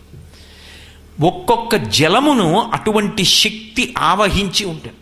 అందుకు కదా పరీక్షిత్ అంటాడు, అమ్మా అని పిలిచిన నరు పొమ్మా అని ముక్తి కడకు బుత్తుబట, రమ్మా నీ రూపముతో లెమ్మా నాకెదురంగ గంగ రమ్యతరంగా అంటాడు. గంగ దగ్గరికి వెళ్ళి ఎవరైనా అమ్మా అంటే చాలట, పొమ్మా అని ముక్తికి పంపిస్తుందట. అంతంత శక్తివంతములు. సనాతన ధర్మంలో నీటిని ఆశ్రయించి సమస్త దేవతలు ఉంటారు. అందులో ఈ దేవతలందరూ ఆశ్రయించి ఉండడము అనేటటువంటి విషయంలో ఒక పెద్ద పండగే ఉంది. అదే పుష్కరం. పుష్కరము అనేటటువంటి పండగ ఎందుకు వచ్చింది అంటే అసలు ఈ దేవతలందరూ కూడా నీటిలోకి వస్తారు. ఏ నీటిలోకి వస్తారు అంటే నదీ జలములలోకి ఆవాహన అవుతారు. దేని చేత? మంత్రముల కారణంగా కాదు, సాధారణంగా ఎప్పుడైనా దేవతల యొక్క ఆవాహన జరిగింది అంటే అది మంత్రబలం చేత జరుగుతుంది. స్వరం తప్పకుండా వేదంలో ఉండేటటువంటి మంత్రాన్ని ఉచ్చరిస్తే ఆ మంత్రములో ఉండేటటువంటి శబ్దశక్తి చేత దేవతలు వచ్చి ఎందులో ప్రవేశించమని అడిగామో అందులో ప్రవేశిస్తారు. యజ్ఞాది కార్యక్రమములైతే ఇచ్చినటువంటి ఆజ్యాన్ని హవిస్సుని పుచ్చుకుని తిని పెడతారు. కానీ నదికి వచ్చేటటువంటి పుష్కరాల విషయంలో సమస్త దేవతలు 12 రోజుల పాటు ఒక్కొక్క నదిలోకి ప్రవేశిస్తారు. అది ఒక గొప్ప పర్వం. అది ప్రాణికోటికి ఇవ్వబడినటువంటి గొప్ప వరం. కానీ దాని గురించిన జ్ఞానం మిగిలిన ప్రాణులకి ఎలా ఉంటుంది? మిగిలినటువంటి ప్రాణులు అంటే నా ఉద్దేశ్యం మనుష్యేతరులు అని. మనుష్యులు కాకుండా ఇతర ప్రాణులు ఉంటాయి. 84 లక్షల జీవరాశుల్లో మనుష్యుడే కాదు 83,99,999 ఇతర ప్రాణులు ఉన్నాయి. వాటికి పుష్కరాలు వస్తున్నాయని ఎలా తెలుస్తుంది? తెలిసే అవకాశం ఉండదు. కానీ దాన్ని సద్వినియోగం చేసుకోగలిగిన వాడెవరు అంటే మనుష్యుడొక్కడే. ఎందుచేత అంటే పుష్కరము అంటే 12 సంవత్సరములకు ఒక్కసారి ఒక్కొక్క నది యందు వచ్చేటటువంటి ఒక పవిత్రమైనటువంటి శక్తి ఆవిర్భావ కాలము. అది కూడా 12 నదుల విషయంలోనే అన్వయం, అన్ని నదులకి అది అన్వయం అవ్వదు. ఇది ఇలా జరగడానికి కారణం ఒకటి చెప్పింది బ్రహ్మపురాణం. తుండిలుడు అని ఒక బ్రాహ్మణుడు, ఆయన పరమశివుడి గురించి తపస్సు చేశాడు. పరమేశ్వరుడు ఏమివ్వలేడు, ఆయనే భవుడు, ఆయనే జలరూపంగా ఉండేవాడు. కాబట్టి ఆయనని ఈ బ్రాహ్మణుడు వరమడిగాడు. నీకేం కావాలని అడిగాడు. ఆయన సాకార రూపంలో ప్రత్యక్షమై, నాకు ఒక కోరిక ఉంది, నేను తీర్థములు 3.5 కోట్ల తీర్థములకు చక్రవర్తిని కావాలి అన్నాడు. ఏమిటి తీర్థమునకున్న గొప్ప అంటే, తీర్థము నది కన్నా వేరు కాదు, కానీ తీర్థమునకు ఒక ప్రత్యేక శక్తి ఉంటుంది. అందుకే మన వాళ్ళు తీర్థయాత్ర అంటారు, దైవదర్శన యాత్ర అని ఎవరనరు. తీర్థమునందు స్నానము చెయ్యడం కోసం వెళ్ళిన యాత్ర ఏదో అది తీర్థయాత్ర. ఏది తీర్థము అంటే అంగిరసాది మహర్షులు, నేను వేదంలో చెప్పినటువంటి విషయాన్ని మీతో మనవి చేస్తున్నది. అంగిరసాది మహర్షులు ఒకానొకప్పుడు పెద్ద యజ్ఞక్రతువు చేసి వారు స్వర్గలోకానికి వెళ్ళిపోవాలి అని నిశ్చయం చేసుకుని వాళ్ళ యొక్క యజ్ఞ ఫలితాన్ని, దీక్షని జలముల యందు నిక్షేపించి వెళ్ళిపోయారు. ఏ ఏ ప్రాంతముల యందు వారు అలా నిక్షేపించి వెళ్ళారో ఆ ప్రాంతముల యందు ప్రవహించేటటువంటి జలములకు తీర్థములని పేరు. ఆ తీర్థమునందు ఎవడైనా మజ్జనం చేశాడనుకోండి, తలముంచి స్నానం చేశాడనుకోండి, దానికి విశ్వాసము ప్రాతిపదిక. తలముంచి స్నానం చేశాడనుకోండి, ఉత్తర క్షణంలో వాడికి ఏ శక్తి కలుగుతుంది అంటే వాడు దీక్షితుడై యజ్ఞము చేసిన ఫలితం కలుగుతుంది. అసలు దీక్ష అన్నమాట వేదంలో అన్వయం దేనికి అంటే యజ్ఞానికి ఒక్కదానికే దీక్ష. అందుకే అవబృత స్నానం దేనికి అంటే యజ్ఞం చేసిన వాడే అవబృత స్నానం చేస్తాడు. దీక్షితుడై ఇక ఇంట్లో ఉండరు, ఇంటి నుంచి బయటికి వెళ్ళిపోయి ఏ నదీ తీరంలోనో చేస్తారు. మీరు పురాణాలు పరిశీలనం చేస్తే గొప్ప గొప్ప రాజ్యాలు కలిగిన వాళ్ళు కూడా యజ్ఞాలు ఎక్కడ చేశారు అంటే నదీ తీరంలో చేస్తారు. ఆ నదీ తీరం అంత పరమ పవిత్రమైనటువంటి ప్రదేశం. ఎందుకని అంటే అక్కడ నీరు ప్రవహించి వెడుతోంది కాబట్టి.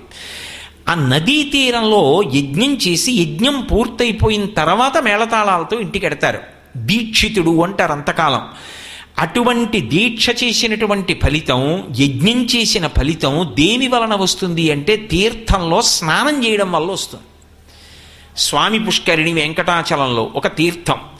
అసలు వెంకటాచలం వెళ్ళిన వాడు చేయవలసిన మొదటి పని ఏమిటి అంటే పుష్కరిణి స్నానం చేయాలి, తీర్థ స్నానం చేయాలి. అలా ఎన్నో తీర్థాలు ఉన్నాయి. గంగానదికి వెళ్ళాననుకోండి, ఎన్నో ఘాట్లు ఉంటాయి. ఎన్నో ఘాట్లున్నా ఒక ఘాట్ తీర్థ సంబంధమై ఉంటుంది. ఏది తీర్థ సంబంధమై ఉన్నదో మణికర్ణికా తీర్థము అంటారు. ఆ తీర్థం దగ్గరికి వెళ్ళి చేసినటువంటి స్నానము వలన దీక్షితుడై యజ్ఞం చేసినటువంటి ఫలితము వాడి ఖాతాలోకి వెడుతోంది అని వేదం నిర్ధారిస్తోంది. ఆ స్నానం చేసి వస్తే అది దేన్ని ఆశ్రయిస్తుంది అంటే పాదముల యొక్క అడుగు భాగాన్ని ఆశ్రయిస్తుంది అని. అందుకే భాగవతంలో అజామీలోపాఖ్యానంలో ఓ మాట అంటాడు యమధర్మరాజు గారు, అసలు భాగవతుల పాదధూళి సమస్త తీర్థ సారమంచు ఎరుకలేని వారి వారి వారి వారి చెందిన వారి తొలుత కట్టి తిండు దూతలారా అంటాడు. తీర్థస్నానం చేసిన ఫలితం పాదముల యొక్క అడుగు భాగాన్ని ఆశ్రయిస్తుంది నాడీమండలాన్ని.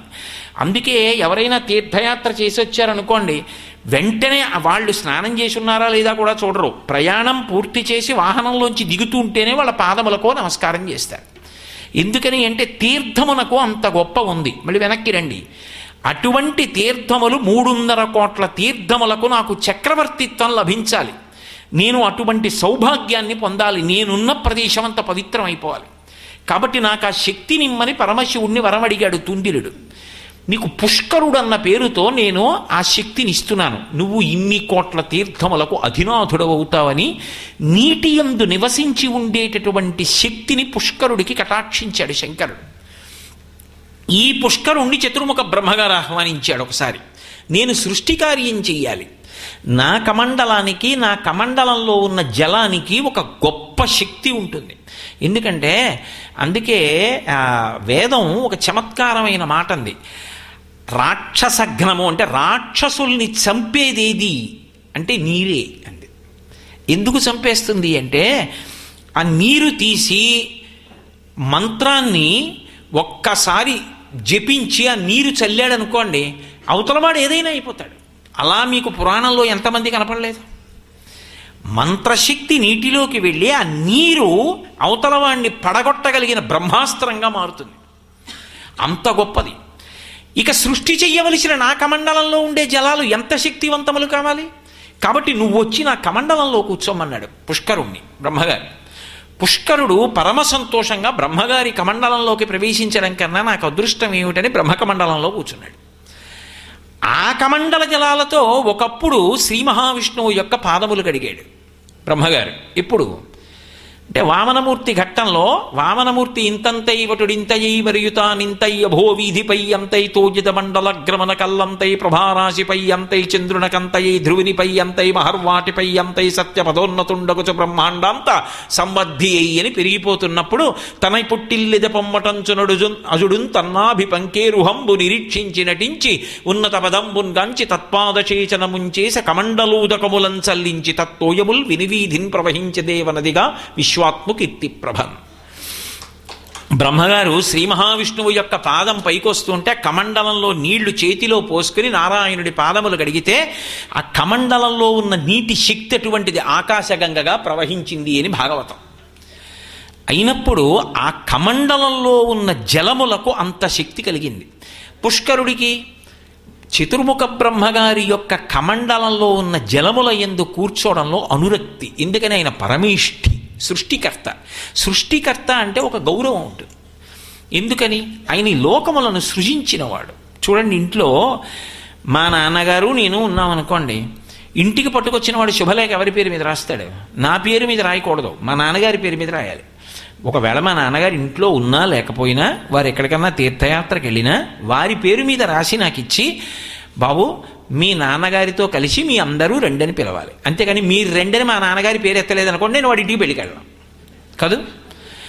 గౌరవం ఎవరికి?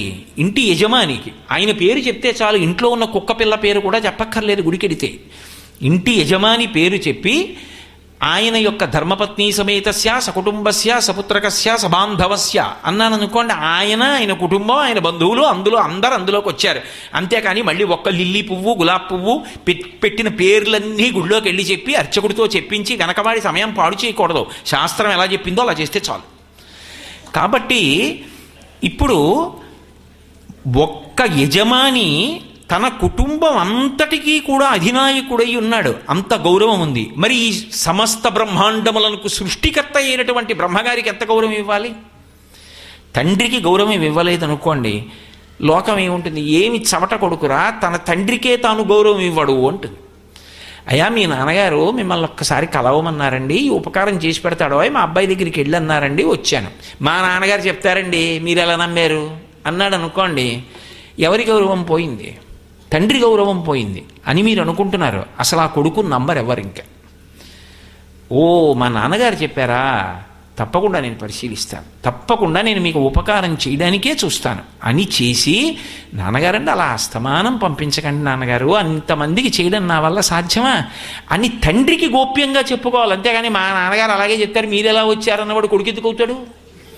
తండ్రి గౌరవం నిలబెట్టడం కొడుకు కర్తవ్యం అయినప్పుడు చతుర్ముఖ బ్రహ్మగారి గౌరవం అంటే అది ఎంత గొప్ప గౌరవం అయి ఉంటుంది. అందుకే మీరు చూడండి, లోకంలో ఎప్పుడైనా సరే మీరు పురాణాలని పరిశీలిస్తే ఏదైనా ఉపద్రవం వస్తే ముందు బ్రహ్మగారి దగ్గరికి ఎడతారు. తపస్సు చేస్తే బ్రహ్మగారి దగ్గరికి ఎడతారు. ఇలాంటి దిక్కుమాలిన వరాలన్నీ ఇచ్చి నా ప్రాణాలు తినేస్తున్నావు అని శ్రీ మహావిష్ణువు ఎప్పుడు అనరు. ఆయనకు గౌరవం ఉంటుంది, సృష్టికర్త. అటువంటి పదవిలో ఉంటాడు బ్రహ్మగారంటే. ఆయన కమండలంలో ఉన్నటువంటి జలములను ఆశ్రయించి ఉండడం పుష్కరుడికి ఒక హోదా, అదొక సంతోషకారకం. అటువంటి సృష్టికర్త కమండలంలో ఉండడం కాబట్టి పుష్కరుడు దాన్ని ఆశ్రయించి సంతోషంగా ఉన్నాడు. కానీ ఒకప్పుడు బృహస్పతి తపస్సు చేశాడు పరమేశ్వరుడి గురించి. ప్రత్యక్షం అయ్యాడు పరమేష్ఠి, ఏం కావాలన్నాడు. నేను 12 సంవత్సరములకు ఒక్కసారి ఒక్కొక్క నదిలోకి ప్రవేశిస్తుంటాను. బృహస్పతి గ్రహం ప్రవేశిస్తుంది నీటిలోకి లోకాల్ని అనుగ్రహించడానికి. అలా నేను ప్రవేశించేటప్పుడు నాతో పాటు పుష్కరుడు కూడా వస్తే బాగుంటుంది. ఎందుకంటే ఆయన ఇన్ని కోట్ల తీర్థములకు చక్రవర్తి కదూ. ఆయన కూడా నాతో వస్తే లోకములకు మహోపకారం జరుగుతుంది. అది ఈ జాతి గొప్పతనం ఎక్కడుందంటే మన వలన ఎంతమందికి ఉపకారం జరుగుతుంది అని ఆలోచిస్తారు. నేనే కాదు, అసలు గురుగ్రహమే విశేషమైనటువంటి అనుగ్రహప్రదాత. అందుకే జ్యోతిష్శాస్త్రం తెలిసిన వాళ్ళు మాట చెప్తుంటారు, మిగిలిన గ్రహములు ఎలా ఉన్నా పర్వాలేదండి, గురుగ్రహం బాగుంటే చాలు. గురుగ్రహం బాగులేదు, ప్రమాద సంకేతం. అదొక్కటి సరిగ్గా ఉంటే కాపాడుకుంటుంది. అటువంటి గురుగ్రహానికి బలాన్ని ఇవ్వగలిగినటువంటి స్తోత్రం చేసిన ఘనత ఒక్క శంకర భగవత్పాదులకే చెల్లింది. దక్షిణామూర్తి స్తోత్రం దేనికి వచ్చింది అంటే, రోజూ దక్షిణామూర్తి స్తోత్రం ఎవరు చేస్తారో వాళ్ళకి గురుగ్రహం యొక్క అనుగ్రహం ఎప్పుడూ ప్రసరిస్తూ ఉంటుంది. శంకరాచార్యుల వారు అలా పొదిగారు ఆ శక్తిని ఆ స్తోత్రంలోకి. అటువంటి గురువు లోకోపకారి బృహస్పతి. ఆయన ప్రతి 12 ఏళ్లకి ఒక నదిలోకి వెడతాడు. వెడుతున్నప్పుడు నాతో పాటు పుష్కరుణ్ణి కూడా పంపమని అడిగాడు. అడిగితే బ్రహ్మగారు అన్నాడు, తప్పకుండా. ఓయ్ పుష్కర, మంచి మాట కోసం అడిగాడు కదూ దేవగురువు, ఆయనతో పాటు వెళ్ళి ఆయన ఏ నదిలో ప్రవేశిస్తాడో ఆ నదికి వెడుతుండు. అంటే పుష్కరుడు అన్నాడు, నాకు ఇష్టం లేదు. నాకు అలా బృహస్పతితో కలిసి ఆయన నది మారినప్పుడల్లా నేను ఇంకొక నదిలోకి వెడుతూ ఉండడం కన్నా నీ కమండలంలో ఉండడమే నాకు సంతోషం. అందుకని నన్ను వెళ్ళమని నిగ్రహించకు, నేను నీ కమండలంలోనే ఉంటానన్నాడు. బృహస్పతి అన్నాడు, కాదు, లోకానికి మహోపకారం జరగాలి అంటే నాతో పాటు పుష్కరుడు రావాలి, అందుకని పుష్కరుణ్ణి పంపించవలసింది. బ్రహ్మగారు ఆలోచించాడు. 4 ముఖాల మీద 4 చేతులు వేసుకుని కాసేపు ఆలోచించి దీనికి ఏదో పరిష్కారం చెయ్యాలి కదూ. ఆయన అన్నాడు, సరే, ఆది పుష్కరములు అంటారు. అంటే ఒక నదికి పుష్కరం ప్రారంభమైతే మొట్టమొదటి 12 రోజులు నీతో పాటు నేను కూడా వచ్చేస్తాను. నేను వచ్చేస్తే కమండలం పట్టుకుని నాతో పుష్కరుడు వచ్చేస్తాడు. బ్రహ్మగారు బయలుదేరి వస్తే 33 కోట్ల మంది దేవతలు వచ్చేస్తారు. బ్రహ్మగారు వచ్చి, పుష్కరుడు వచ్చి, బృహస్పతి వచ్చి, దేవతలు వచ్చి, ఇంతమంది వస్తే ఎక్కడ ఉండాలి? ఆ జలముల యందు ఆవాహన అవుదాం, ఆ నీటి యందు ఉందాం. ఏ రాశిలో నువ్వు ఏ నదిలో కెడతావో అప్పుడు నేను పుష్కరుడితో కలిసి వస్తాను, అందుకు పుష్కరం. ఇప్పుడు ఒక నదికి పుష్కరం వచ్చిందనుకోండి, ఆ నదీ తీరంలో ఉన్న వారి అదృష్టం వేరు. ఎందుకో తెలుసా? శాస్త్రంలో ఒక మాట ఉంది, మనకి ఏ నది దగ్గరగా ఉంటుందో ఆ నదిని దేశకాలముల యందు స్మరించాలి. దేశకాల సంకీర్తనం అంటాం. అంటే ఎక్కడున్నాను చెప్పాలి. చెప్పేటప్పుడు ఏదో తంతి తపాలా శాఖ వారి చిరునామా చెప్పినట్టు చెప్పరు. గంగా గోదావరియో మధ్యదేశే కోకనద మహాక్షేత్రే స్వగృహే, ఏ నదుల మధ్యలో ఉన్నామో నదీనామాన్ని స్మరిస్తారు. వేదానికి నియమం ఏమిటంటే, నువ్వు బ్రతుకుతున్నది నీ పక్కన ఉన్న నది యొక్క నీటి చేత. అందుకని వేరొక నదిలో స్నానం చేయడానికి వెళ్ళాలి అంటే ముందు నువ్వు ఏ నీటిని తాగి బ్రతుకుతున్నావో ఆ నదీ స్నానం చేయకుండా వెళ్ళకూడదు. నేను కాశీ వెడుతున్నాను అనుకోండి, నేను గోదావరి స్నానం చేసి గంగ స్నానానికి వెళ్ళాలి. గోదావరి దగ్గర నిలబడి గంగని పొగడకూడదు. ఎందుకు పొగడకూడదు అంటే ఆవిడికి ఏదో కోపం వస్తుంది అనేది కాదు, అది కృతజ్ఞతా లక్షణం. అసలు ఆ నీళ్లు తాగి కదా ఈ శరీరం ఉంది. అక్కడికి వెళ్ళి ఆవిడకి ఓ నమస్కారం చేయాలి, అది మర్యాద. అంతేకాని వాళ్ళిద్దరికీ ఏదో కోపాలు వచ్చేస్తాయని భావన చేయకూడదు. అది మనకి ప్రవర్తన తెలియడం. నది విషయంలో అంత జాగ్రత్త వేదం చెప్పింది. అయినప్పుడు ఒక్కొక్క రాశిలో ఒక్కొక్క నదిలోకి బృహస్పతి ప్రవేశిస్తాడు. మీకు నేను ఒక ఉదాహరణ చెప్పాలి అంటే మేషరాశిలోకి బృహస్పతి ప్రవేశించాడనుకోండి, గంగా నదికి పుష్కరాలు వస్తాయి. వృషభ రాశిలోకి బృహస్పతి ప్రవేశించాడనుకోండి, నర్మదా నదికి పుష్కరాలు వస్తాయి. అలా కాకుండా మిథున రాశిలోకి బృహస్పతి ప్రవేశించాడనుకోండి, సరస్వతీ నదికి పుష్కరాలు వస్తాయి. కర్కాటక రాశిలోకి బృహస్పతి ప్రవేశించాడనుకోండి, ఆయనతో పాటు మిగిలిన వాళ్ళందరూ ప్రవేశిస్తారు, యమునా నదికి పుష్కరాలు వస్తాయి. సింహరాశిలోకి బృహస్పతి ప్రవేశించాడనుకోండి, గోదావరి నదికి పుష్కరాలు వస్తాయి. కన్యారాశిలోకి బృహస్పతి ప్రవేశించాడనుకోండి, కృష్ణానదికి పుష్కరాలు వస్తాయి. అలాగే తులారాశిలోకి ప్రవేశించాడనుకోండి, కావేరీ నదికి పుష్కరాలు వస్తాయి. వృశ్చిక రాశిలోకి ప్రవేశించాడనుకోండి, భీమరథీ నదికి పుష్కరాలు వస్తాయి. ఆయన ధనుర్రాశిలోకి ప్రవేశిస్తే బ్రహ్మపుత్రకి పుష్కరాలు వస్తాయి.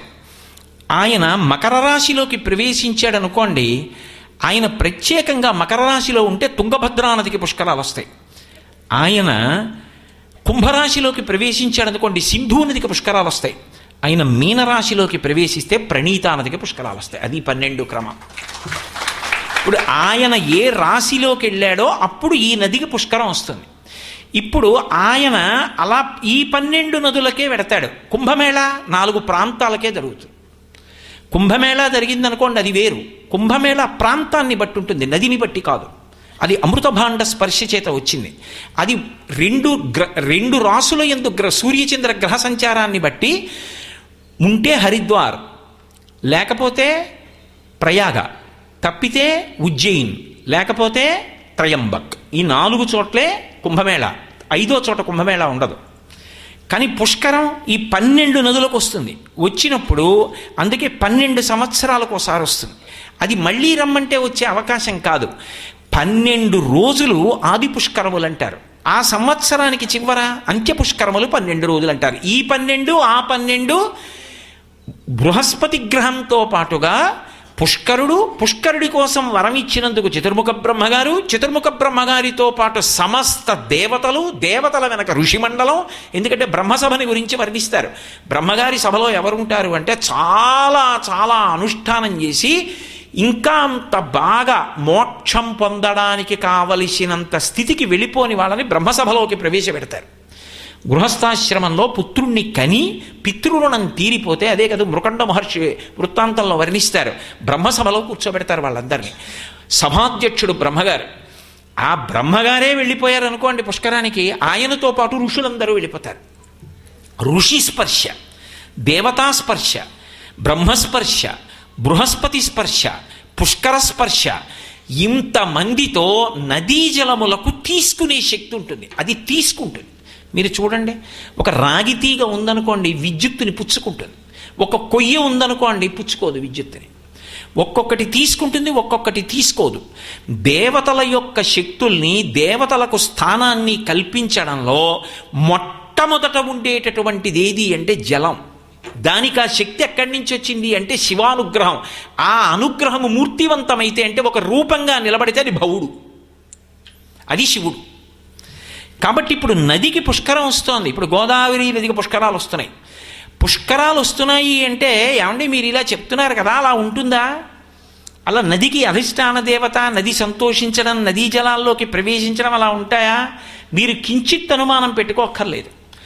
నదులను ఆశ్రయించి ఎందరో దేవతలు నివాసం చేస్తుంటారు. మీకు ప్రత్యక్షమైన ఉదాహరణ ఒకటి చెప్తాను. ఇప్పటికీ మీరు భద్రాచలం వెడితే, భద్రాచలంలో రామచంద్ర ప్రభువు వెలిసినటువంటి కొండ పక్కనే చిన్న గుట్ట ఉంటుంది. ఆ గుట్ట మీద మనకి యోగానంద లక్ష్మీ నరసింహస్వామి వారని ఉంటారు. ఆయన పక్కన లక్ష్మీదేవి ఉండదు, ఉత్సవమూర్తిలో ఉంటుంది. ఆయన మెడలో బంగారు పతకంలో లక్ష్మీదేవి ఉంటుంది. యోగానంద లక్ష్మీ నరసింహుడు అంటారు. ఆయన ఎక్కడుండేవారో తెలుసా? ఆయన గోదావరి నదిలో ఉండేవాడు. ఎక్కడ? పాపికొండలు అంటున్నాం. శ్రీనాథుడి యొక్క భీమఖండం చదివితే అర్థమవుతుంది. పాపికొండలు కావు, అవి పాపిడి కొండలు. ఇలా జుట్టు పాపిడి తీసి అటు ఇటు చల్లినట్టు ఆ కొండల దగ్గరికి వెళ్ళేటప్పటికి గోదావరి ఇలా చీల్తుంది కాబట్టి మధ్యలో ఉన్నదాన్ని పాపిడి కొండ అంటారు. ఆ పాపిడి కొండ దగ్గరికి పడవలు వచ్చేటప్పటికి, పూర్వం భద్రాచలం నుంచి రాజమండ్రి వరకు ఎక్కువగా పడవల మీద వచ్చి వెళ్ళేవారు. అక్కడ దాకా వచ్చేటప్పటికి లోపల నుంచి సింహగర్జన, పెడబొబ్బలు వినపడేవి. పడవలు ఆపేసేవారు. లోపలికి కొబ్బరికాయలు, అరటిపళ్ళు, పసుపు, కుంకం ఇలాంటివి వేసి భగవన్నామని చెప్పేవారు. చెప్పిన తర్వాత కాసేపటికి బొబ్బలు ఆగిపోయేవి. ఆ బొబ్బలు ఆగిపోయిన తర్వాత పడవలు వెళ్ళిపోతుండేవి. దీని మీద చక్రవర్తుల లక్ష్మీ నరసింహ గారని ఆవిడ పుస్తకం కూడా రాశారు మహాతల్లి. అందులో చాలా కాలం అయిపోయిన తర్వాత అనుమానం వచ్చింది, ఏమిటి ఇంతంత బొబ్బలు వినపడతాయి నీటిలో, ఎవరున్నారు అని. పెద్ద పెద్ద వలలు వేసి కొంతమంది అసలు ఏముందో ధైర్యం చేసి పరిశీలిద్దామని వలలు వేసి లాగారు. అందులోంచి పెడబొబ్బలు పెడుతూ వచ్చింది మూర్తి. యోగానంద లక్ష్మీ నరసింహస్వామి, ఆయన ఇప్పటికీ భద్రాచలంలో రామచంద్రమూర్తి పక్కన కొండ మీద ఉన్నారు. అప్పటి నుంచే గోదావరిలో బొబ్బలు ఆగిపోయి అప్పటి వరకు బొబ్బలు వినపడేవి. మా చిన్నతనంలో నాకు బాగా జ్ఞాపకం, ఒరే పాపిడి కొండల దాకా వెళ్ళిన తర్వాత కొబ్బరికాయ కొట్టాలరా పడవలో భద్రాచలం విడితే అంటుండేవారు. ఆశ్రయించి ఉన్నాడా లేదా నదీ జలాల్ని. అంటే గోదావరి పుష్కరాలు వస్తున్నాయి కాబట్టి నేను గోదావరి మాత వైభవం గురించి, ఆ నీటికి ఉండే శక్తి గురించి మీతో విజ్ఞాపన చేస్తున్నాను. రామదాసు గారు భద్రాచల దేవాలయాన్ని నిర్మించాడు. ఆయన అంత దేవాలయాన్ని నిర్మించేసిన తర్వాత ఆలయ శిఖరం మీద సుదర్శన చక్రం పెట్టవలసి వచ్చింది. ఆలయ శిఖరం మీద సుదర్శన చక్రం పెట్టవలసి వస్తే ఎందరో స్వర్ణకారుల్ని పిలిపించాడు, లోహకారుల్ని పిలిపించాడు, తయారు చేయించాడు. ఏ చక్రం పైన పెట్టినా, ఏ ముహూర్తంలో పెట్టినా నిలబడేది కాదు. ఆయన బాధపడి, అయ్యో పైన చక్రం నిలబట్టలేదు ఎలా? రామచంద్ర ప్రభువుని ధ్యానం చేశాడు. రామచంద్ర ప్రభువుని ధ్యానం చేస్తే ఆయనకి రామచంద్రమూర్తి స్వప్నమునందు సాక్షాత్కరించారు. సాక్షాత్కరించి, ఈ క్షేత్రంలో పైన ఉండవలసినటువంటి సుదర్శన చక్రం మానవ నిర్మితము కుదరదు, దాన్ని నేను అనుగ్రహిస్తాను. రేపటి రోజున నువ్వు గోదావరిలో దిగి 2 చేతులు చాపు, అలల పడవ మీద నీకు సుదర్శన చక్రం అందుతుంది, దాన్ని ప్రతిష్ఠ చెయ్యి, గోదావరి మాత బహూకరిస్తుంది అన్నాడు. ఆయన మరునాడు స్నానం చేసి గోదావరి నదిలో నిలబడి 2 చేతులు చాపి రామచంద్రమూర్తిని ప్రార్థన చేశారు. నీటి మీద తేలుతూ వచ్చింది సుదర్శన చక్రం. అదే ఇప్పటికీ భద్రాచల దేవాలయం శిఖరం మీద ఉంది. గోదావరి నదికి అధిష్టానం ఉన్నది, అనుగ్రహిస్తుంది అని మీరు నమ్ముతారా ఇప్పటికైనా? ఎన్ని విశేషాలంటే, గోదావరి నది యొక్క జలములన్నీ కూడా చల్లగా ఉంటాయి. గుండాల అని భద్రాచలానికి చాలా దగ్గరలో గ్రామం ఉంది.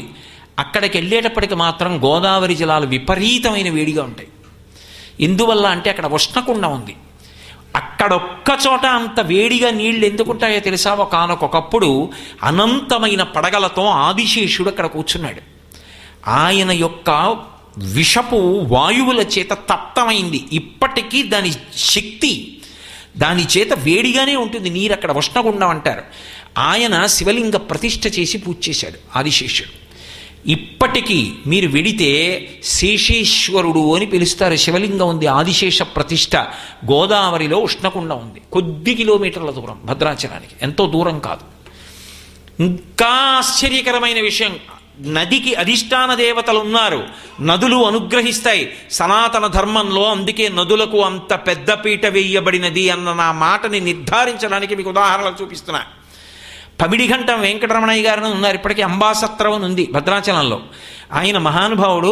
వాళ్ళ తండ్రి గారి పేరు రామసుబ్బయ్య గారు. ఆయన భిక్షాటన చేసేవారు. భిక్షాటన చేసి బిడ్డడికి అన్నం పెట్టేవారు. ఆయన విశేషం ఏమిటంటే, భిక్షాటన చేసి తీసుకొచ్చినటువంటి అన్నంతో ఎందరో అతిథుల్ని పిలిచి అన్నం పెట్టేవారు ఆయన. ఈ పిల్లవాడు తండ్రిని చూసి, ఓ ఇలా కష్టపడి భిక్షాటన చేసైనా అన్నం పెట్టాలి అనుకున్నారు. అలా అనుకున్న రోజుల్లో చాలా చిన్న వయస్సులో వెంకటరమణయ్య గారు ఉండగా తండ్రి గతించారు, శరీరం విడిచిపెట్టేశారు. ఈ పిల్లవాడు ఎక్కువ మందికి అన్నం పెట్టాలని కోరిక. అన్నపూర్ణమ్మని ఉపాసన చేశాడు.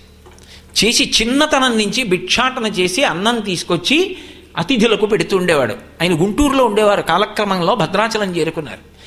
ఆయన అమ్మవారి అనుగ్రహాన్ని అన్నదానం చేత ఎంత పొందారో తెలుసా? ఇప్పటికీ మీకు చూపిస్తారు ఆ ప్రాంతాన్ని. అంబాసత్రం వెనక పూర్వం చేతులు కడిగేవారు. అక్కడ నిలబడి ఆయన బంగారు గిన్నెలో పాయసం పెట్టి అంబా అని అరిచేవారు. అరిచేటప్పటికి పైనుంచి బంగారు రంగులో పాము దిగుతుండేది, వచ్చి పాయసం దాగిళ్ళేది. ఒక్కొక్కసారి ఆయన శ్రీచక్రం ఇప్పటికీ ఉంది. శ్రీచక్రాన్ని ఉపాసన చేసి ఏదైనా ఆయనకి కావలసి వస్తే మహానుభావుడు అంబా అనేవారు. మిగిలిన వాళ్ళకి గజ్జెల చప్పుడు వినపడేదంతే. ఆయన అక్కడే కూర్చొని అమ్మవారితో మాట్లాడుతుండేవారు. అమ్మవారు ఆయనతో మాట్లాడుతుండేది. అంతటి ఉపాసనా బలం కలిగిన వారు అయ్యారు. ఆయన ప్రతి శ్రీరామనవమికి అన్నదానం చేసేవారు. అన్నదానం చేస్తున్నప్పుడు ఒకసారి సత్రవులో నెయ్యి లేదు, ఏదో ఎక్కడి నుంచో రావాలి, ఆ నెయ్యి రాలేదు. అందరినీ కూర్చోపెట్టిన తర్వాత నెయ్యి అభిగారం చేయకుండా అసలు ఎలా పరిశేచనం చేస్తారు? నెయ్యి కావాలి. ఆయన అన్నారు, గోదావరికి అధిష్టాన దేవత ఉన్నది, ఆవిడ నాకు అప్పిస్తుంది 2 బిందెల నెయ్యి అని 2 బిందెలు పట్టుకుని గోదావరి దగ్గరికి వెళ్ళారు. వెళ్ళి 2 బిందెలు నీళ్లలో ముంచి, అమ్మా నాకు ఉత్తినే వద్దు, 2 బిందెల నెయ్యి అప్పి, నీకు మళ్ళీ ఇచ్చేస్తానని 2 బిందెలతో నీళ్లు తీసి ఇలా ఒడ్డుకు తీశారు. 2 బిందెలు నెయ్యి అయిపోయి. ఆయన మళ్ళీ తర్వాత ఆయనకి ఒక జమీందారు గారు పంపిస్తే ఆ నెయ్యి పట్టుకెళ్ళి గోదావరిలో పోసేశారు. అమ్మా అప్పు తీర్చేస్తున్నానని. ఇంకొక విశేషం చెప్పనా? ఒకప్పుడు వంట చేస్తాను అని చెప్పి నమ్మించినటువంటి బ్రాహ్మణులు రావడం మానేశారు. తెల్లవారితే శ్రీరామనవమి వేల మంది అంబసత్రంకి వచ్చేస్తారు భోజనం చేయడానికి. ఎలా? ఆయన వెంటనే శ్రీచక్రం దగ్గర కూర్చొని అంబని ఉపాసన చేశారు. ఎవరో 2 పిల్లలు, యువకులు, దృఢకాయులు, అంతంత పొడుగైన చేతులు కాళ్ళు ఉన్నవాళ్ళు, అంతంత ఎత్తు ఉన్నవాళ్ళు వచ్చారు. ఒకడు నీలమేఘశ్యాముడై మెరిసిపోతున్నాడు, ఒకడు ఎర్రగా ఉన్నాడు. తాతగారు వంటవాళ్ళు రాలేదట, మేము చేసి పెట్టమా అన్నారు. పెద్ద పెద్ద గుండిగలు గరిటెలు పట్టుకుని వచ్చారు. చేయగలరా అన్నారు.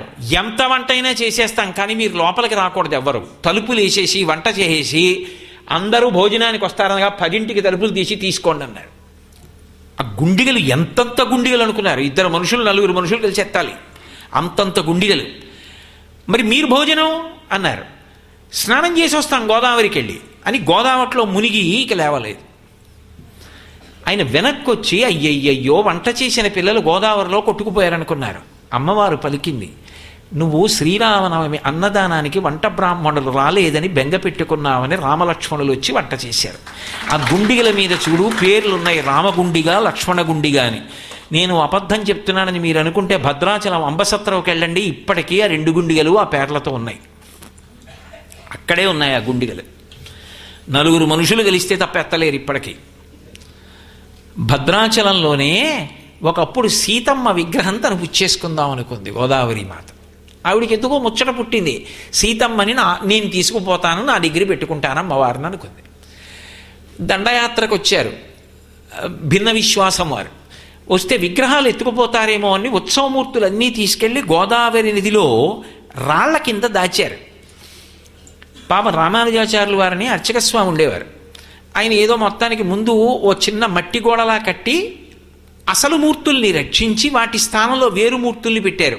వచ్చిన వాళ్ళు అవే నిజమైన మూర్తులు అనుకుని వాటిని బదలగొట్టారు. ఇప్పటికీ మ్యూజియంలో పెట్టారు ఆ బదలగొట్టిన మూర్తుల్ని. ఆ తర్వాత గోడ తీసేసి వెనక ఉన్న మూర్తులకు ఆరాధన చేశారు.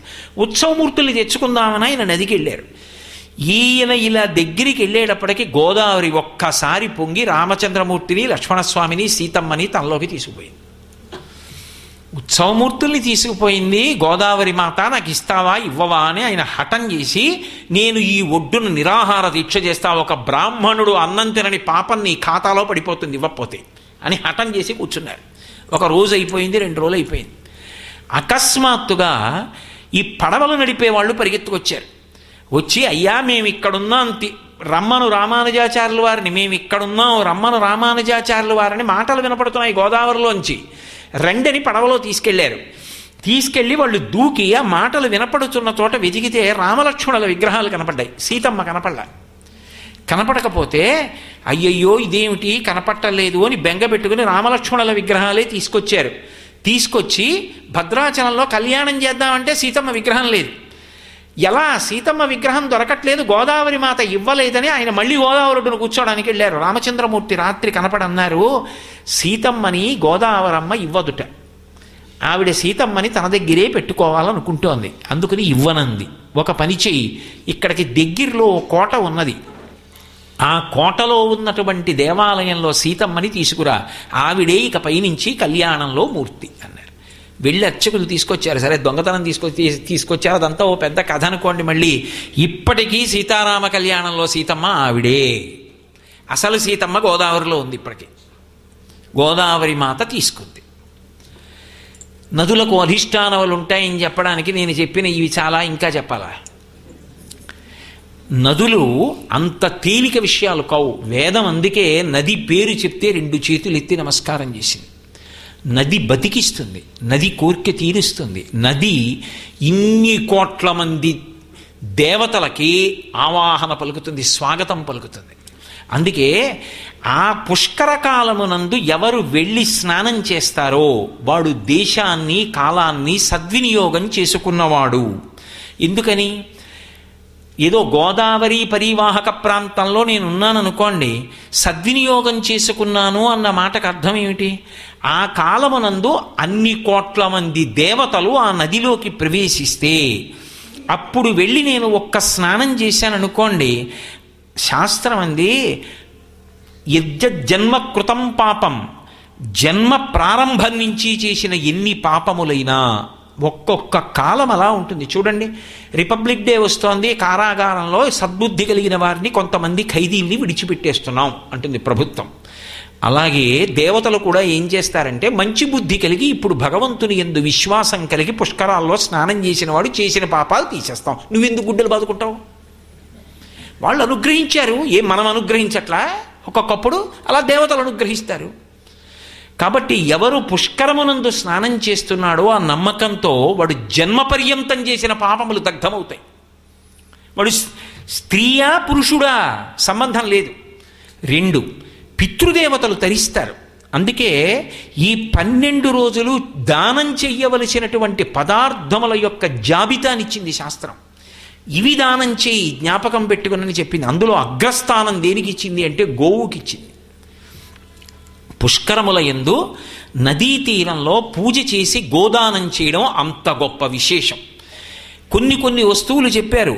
గోవు, భూమి, ధాన్యము, పువ్వులు, ముత్యములు, బంగారము, వస్త్రములు, ఎద్దు, నాగలి, యజ్ఞోపవీతం, అలాగే గృహదానం, అలాగే శయ్యాదానం, పడుకోవడానికి పడక, మంచాన్ని దానం చేయడం, శయ్యాదానం, అలాగే శాకములు, కొన్ని కూరలు పట్టుకెళ్ళి ఆ కూరలు దానం చేయడం.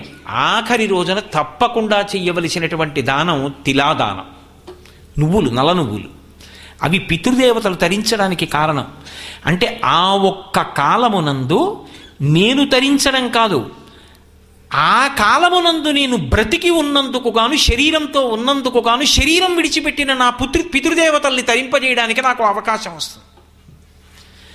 ఇది ఒక్క పుష్కర కాలమునందు మాత్రమే సంభవం. కానీ పుష్కర స్నానం చేసేవాళ్ళు తప్పకుండా తెలుసుకోవలసిన విషయం ఒకటి ఉంటుంది. ఏమిటి అంటే, స్నానము చేత శక్తి ఎంత వస్తుందో చిన్న పొరపాటు చేత ఇంత శక్తి పోతుంది. కారణం ఏమిటి అంటే, ఒకప్పుడు దధీచి మహర్షి ఉండేవారు. ఆయన దగ్గరికి తీసుకొచ్చి దేవతలందరూ తమ ఆయుధాలు ఇచ్చారు జాగ్రత్తగా ఉంచమని. ఆయన ఆ ఆయుధాలన్నీ కూడా జాగ్రత్తగా ఉంచడం అంటే బయట పెడితే పట్టుకుపోతారని లోపలికి వచ్చేసుకున్నారు. అలా ఆయన ఎముకల్లోకి వెళ్ళిపోయిన తర్వాత దేవతలు మళ్ళీ వచ్చి మా ఆయుధాలు ఇమ్మన్నారు. ఏవి? లోపలికి వెళ్ళిపోయి అస్థుల్లోకి వెళ్ళిపోయి అన్నారు. కాదు మేము తయారు చేసుకోవాలి, మళ్ళీ రాక్షసులతో యుద్ధం చేసి ధర్మం నిలబెట్టాలి. ఆయన అయితే ధర్మాన్ని నిలబెట్టడానికి ప్రాణత్యాగం చేసేస్తాను, నా శరీరం వదిలేస్తాను, నా ఎముకలు తీసుకుని మళ్ళీ మీ ఆయుధాలు తయారు చేసుకోండి. నైమిషారణ్యంలో ఇప్పటికీ దేవాలయం కనబడుతుంది. దధీచి కుండం అని పెద్ద కుండం, అందులో స్నానం చేయొచ్చు కూడా. దధీచి మహర్షి ఎక్కడ శరీరం వదిలేసి ఎముకలు ఇచ్చేశారో అది ఇప్పటికీ నైమిషారణ్యంలో ఉంది. అటువంటి దధీచి మహర్షి ధర్మము కోసమని దేవతలకి తమ అస్తుల్ని ప్రదానం చేశారు, ఆయుధాలు తయారు చేసుకోమని.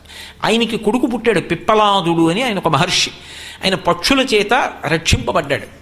ఎందుచేత అంటే భర్త మరణించాడన్న బాధతో ఆమె కూడా సహగమనం చేసింది, తల్లిగారు.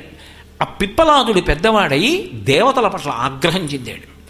నా తండ్రి అస్తులతోటి వీళ్ళు ఆయుధాలు తయారు చేసుకున్నారు, దానికోసం నా తండ్రి శరీర త్యాగం చేశాడు, వీళ్ల మీద పగ తీర్చుకుంటానని ఆయన తనకున్నటువంటి వేదమంత్ర బలం చేత ఒక గొప్ప యజ్ఞం చేశాడు.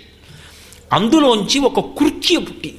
ఒక కృత్య అంటే ఒక శక్తి రూపాన్ని పొంది పైకొచ్చి విపరీతమైన ఆకలితో వచ్చింది. ఏం కావాలి? నన్ను సృజించావు, నాకు ఆకలి, ముందు అన్నం పెట్టండి. ఆయన అన్నాడు దేవతలందరినీ తిని అన్నాడు. ఆమె దేవతల మీదకి వెళ్ళిపోయింది. ఆమె యజ్ఞకుండంలోంచి వచ్చింది. ఆవిడ్ని నిగ్రహించడం ఎవరికీ సాధ్యం కాల. వీళ్ళందరూ వెళ్ళి శంకరుడి కాళ్ళ మీద పడ్డారు. ఎక్కడి నుంచి వచ్చింది పిప్పలాదుడికి ఇంత శక్తి అంటే పరమశివానుగ్రహం చేత చేశాడు. శివుడు అన్నాడు, మీ తండ్రి దేనికి ఇచ్చాడు వస్తువులు? ధర్మ సంరక్షణ కోసం ఇచ్చాడు. వాళ్ళు చంపిపుచ్చుకోలేదు. దేవతా కార్యం ధర్మ సంరక్షణం కాబట్టి దానికోసం నా శరీరాన్ని వదిలిపెట్టినా నాకు బెంగలేదని వదిలిపెట్టాడు. నువ్వు ఆ దేవతల్ని చంపడానికి యజ్ఞం చేసి కృత్యని సృష్టించావు. దోషం కాదా? మీ తండ్రి సంతోషిస్తాడా నువ్వు చేసిన పనికి? కాబట్టి ఇంకొక ఆహారాన్ని కల్పించు అన్నాడు. అంటే ఆయన అన్నాడు, దీనికి విశేషమైన ఆకలి కృత్యకి, నేను ఎక్కడి నుంచి పెట్టను ఆహారం ఇప్పుడు దీనికి, నువ్వే ఏదో ఒకటి నిమంత్రణం చెయ్యి. నువ్వు ఏ ఆహారం ఇస్తానంటే ఆ ఆహారం తింటుంది. అది కృత్య కాబట్టి దానికి భౌతికమైన ఆహారమే తినాలని నియమం లేదు. కాబట్టి ఒక పని చెయ్యి, మనుష్యులు నదీ స్నానము వలన ఫలితమును పొందుదామని నదిలోకి ప్రవేశించి స్నానం చేసి బయటికి వస్తారు. అలాగే సముద్ర స్నానానికి వెడతారు. నదీ స్నానానికి వెళ్ళినప్పుడు ఒడ్డున ఉన్న కించిత్ మట్టి, బస్తాలు బస్తాలు కాదు, 3 వేళ్లతో పట్టుకుంటే ఎంత వస్తుందో అంత మట్టి పట్టికెళ్ళి ఒక శ్లోకం చెప్పి తీరాలి. పిప్పలాదాత్ సముత్పన్నే కృత్యే లోకభయంకరీ అని పిలిచి, అమ్మా నేను పుణ్యం చేసుకుందామని నదీ స్నానానికి వచ్చాను, నువ్వు నా పుణ్యం తినేకు, నీకోసం నేను ఇదిగో ఈ మట్టి వేస్తున్నాను. మృత్తికాంతే మయా దత్త మహారార్థం ప్రకల్పయా, ఈ మట్టి తిని నా పుణ్యాన్ని మాత్రం ముట్టుకోకు, నదీ స్నానం పుణ్యాన్ని అని ఆ మట్టిని నదిలో వేసి అప్పుడు స్నానం చేయాలి. చేస్తే కృత్య ముట్టుకోదు. లేకపోతే స్నానం చేసి బయటికి రాగానే కృత్య తింటుంది. కొన్ని ఇవన్నీ నిజమా అండి అనడానికి ఏముంటుంది? బోన్ టీబీ వచ్చిందనుకోండి, లోపలికి వెళ్ళినటువంటి వైరస్ ఎముకల్ని తినేస్తుంది. క్యాన్సర్ పుట్టిందనుకోండి, పుండు పుట్టి రక్తనాళాల్ని మూసేస్తోంది. యజ్ఞం చేత పుట్టిన కృత్య పుణ్యాన్ని తినేస్తుందంటే ఏమిటి అనుమానం? దానికి ఆ శక్తి ఉంది. మనం చూడలేదు కాబట్టి, మనకి తెలియదు కాబట్టి అది అలా ఉండదు అనడానికి వీలేదు. నేను ఐఏఎస్ చదువుకోలేదు కాబట్టి ఐఏఎస్ చదివిన వాళ్ళు ఉండరండి అంటే ఎలాగా? నేను చదవలేదు ఐఏఎస్, కానీ ఆ శ్రద్ధతో చదువుకున్న వాళ్ళు ఉన్నారు లోకంలో. నేను డాక్టర్ అవ్వలేదు కాబట్టి డాక్టర్ వృత్తిదండి అంటే ఎలా? వాళ్ళు చదువుకున్నారు, కష్టపడి డాక్టర్ అయ్యాడు. నీకు తెలియనివన్నీ లోకంలో ఉండవండి అని సిద్ధాంతం చేయకూడదు. నువ్వు అది అవ్వలేదు, నీకు అది చూడడానికి కావలసిన శక్తి లేదు, ఎందుకంటే నువ్వు ఆ తపస్సు చేయలేదు కాబట్టి. చేసిన వాడు చూస్తాడు. ఆ శాస్త్రం చదువుకున్నవాడు అద్దంలో ఇలా పెట్టి రక్తపు చుక్క వంక చూస్తే అందులో ఎన్ని క్రిములు ఉన్నాయో చెప్తాడు, ఎన్ని సూక్ష్మాంగ జీవులు ఉన్నాయో చెప్తాడు. ఏమీ తెలియని నేను చూస్తే నాకేమర్థమవుతుంది?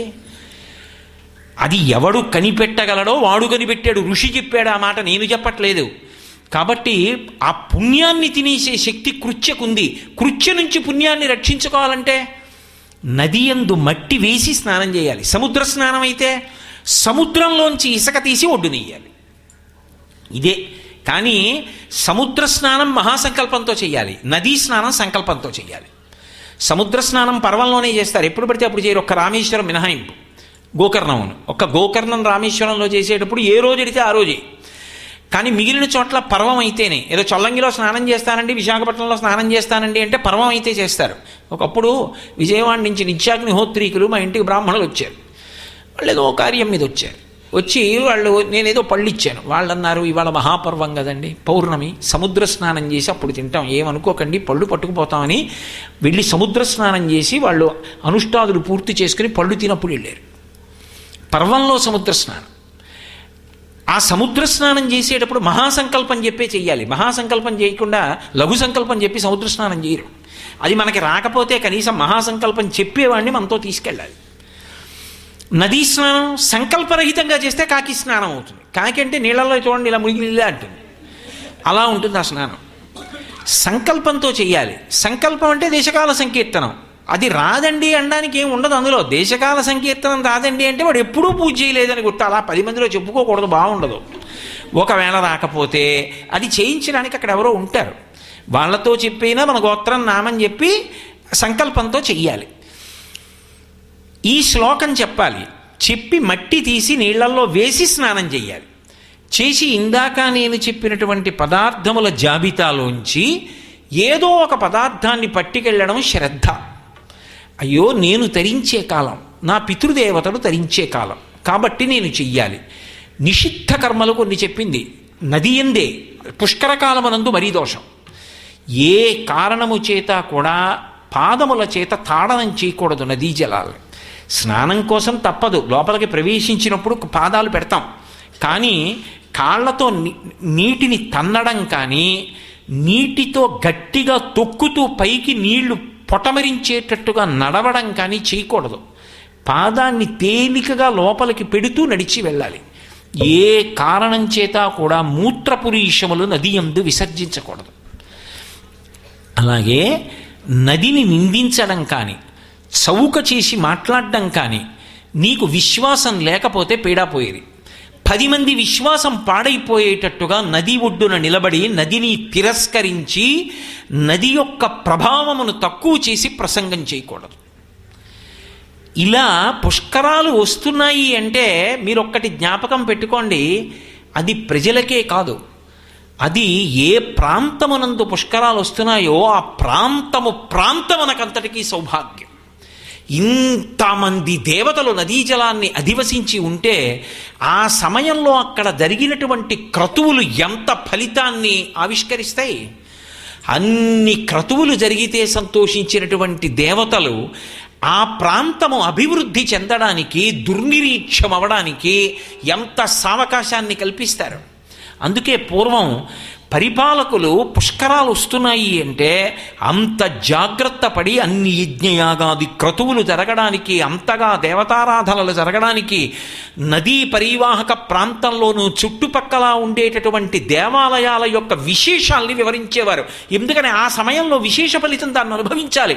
మీకు నేను ఒక్క మాట చెప్తాను, మీకు అర్థం అవుతుంది ఎందుకని ఉంటుంది అలాగాని. సాధారణంగా సూర్యప్రతిష్ఠ చేసిన శివాలయం ఉందనుకోండి, దానికి 4 దిక్కుల చంద్రప్రతిష్ఠ చేసిన ఆలయాలు ఉంటాయి శైవాగమాల్లో. అదో విచిత్రం. పూర్తి శైవాగమం ప్రకారం స్వయంభూ వెలిసిందనుకోండి, శైవాగమం ప్రకారం ఉండవలసిన దేవాలయాలు చుట్టూ ఉంటాయి. అదో విచిత్రం శివాలయ వ్యవస్థలో.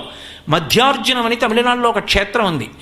మధ్యార్జునంలో మనకి శ్రీశైలంలో ఎలా మద్ది చెట్టు ఉందో తెల్ల మద్ది చెట్టు, అలాగే అక్కడ కూడా ఓ తెల్ల మద్ది చెట్టు ఉంది. అది స్థలవృక్షం. వాళ్ళు ఎంత జాగ్రత్తగా రక్షిస్తారంటే గోడ కట్టి గేటు వేసి తాళం వేసేస్తారు. నేను వెళ్ళినప్పుడు ఆ క్షేత్రం చంద్రశేఖరేంద్ర సరస్వతి మహాస్వామి వారికి ప్రాణం మధ్యార్జునం అంటే. నేను ఆ క్షేత్రం దర్శనానికి వెళ్ళినప్పుడు కామకోటి పీఠం వారితోటి చెప్పిస్తే అప్పుడు గేటు తీసే చెట్టు దగ్గరికి తీసుకెళ్ళారు. అంత జాగ్రత్తగా కాపాడుకుంటారు స్థల వృక్షాన్ని. అది శివస్వరూపం. నమో వృక్షేభ్యో సితవపుహు అంటారు శంకరభగవత్పాదులు. అలాగే ఉంటుంది తెల్లగా తెల్లమద్ది చెట్టు. ఇప్పుడు శ్రీశైలంలో ఉంది.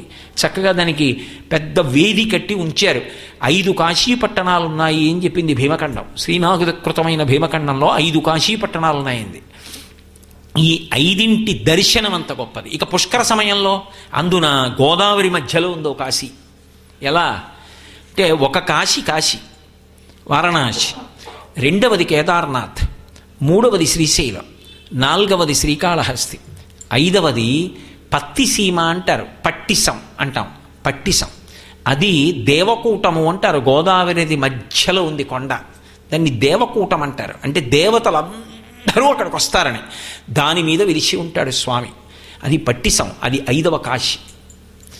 నిజంగా పుష్కరాలలో అక్కడ స్నానం చేసి అక్కడ దర్శనం చేయడానికి ఎంత వ్యవస్థ ఉండాలి తరించడానికి. మన అదృష్టం కదా వస్తున్నాయి పుష్కరాలు గోదావరికి.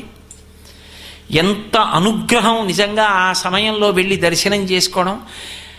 గంగలో స్నానం చేసి కాశీ దర్శనం, పుష్కరాల సమయంలో గోదావరి స్నానం చేసి 5 కాశీలలో ఒక కాశీ చూడడానికి అనుగ్రహం. 5 కాశీ పట్టణాల్లో ఒక కాశీ పట్టణం గోదావరి మధ్యలోకి వచ్చి వెలిసింది. పైగా గోదావరికి ఉన్నటువంటి విశేషం అంటే గౌతమీ గంగా అంటారు. 2 పరమశివ జటాజూటంలోంచే వచ్చాయి. ఒకటి భగీరథుడు ప్రార్థన చేస్తే వచ్చి 3గా ప్రవహించింది. మందాకిని, భాగీరథి, భోగవతి అని 3 పేర్లతో, ఒకటి ఆకాశగంగా, ఒకటి భూమి మీద, ఒకటి పాతాళ గంగగా ప్రవహించింది.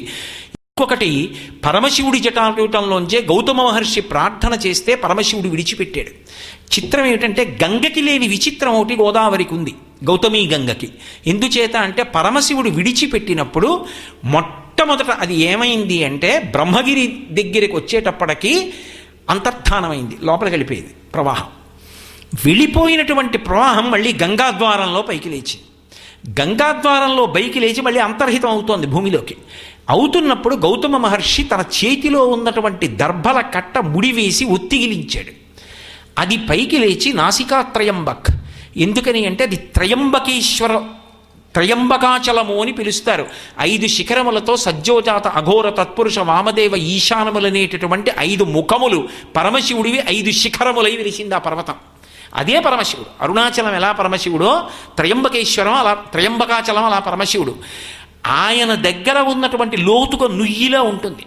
అక్కడ బ్రహ్మవిష్ణు మహేశ్వరులు కొలువై ఉంటారు అని ఆ శివలింగం దగ్గర నుంచి ఊట కింద ఊరుతూ మెల్లమెల్లగా ప్రవాహం ప్రారంభమై ఆ కొండ మించి, అంటే శివజటాజూటంలో పుట్టడం గంగది మనకి తెలియదు, కానీ గౌతమీ గంగ తెలుస్తుంది. ఆ త్రయంబక్ నుంచి అలా బయలుదేరి వచ్చి ప్రవాహం కింద బయలుదేరుతుంది గోదావరి. అది గంగ, ఇది గంగ. ఆ గంగకి పుష్కరాలు వస్తే మనం చాలా దూరం వెళ్ళాలి దేశకాలాదుల యందు.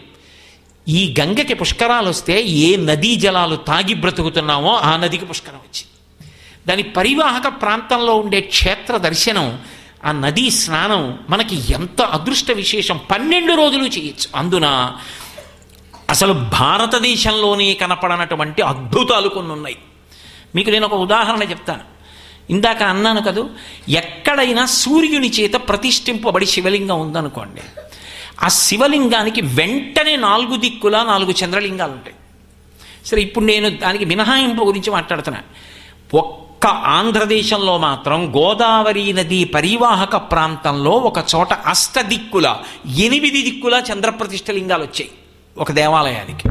ఎక్కడ? దక్షారామం భీమనాథలింగం సూర్యప్రతిష్ఠ.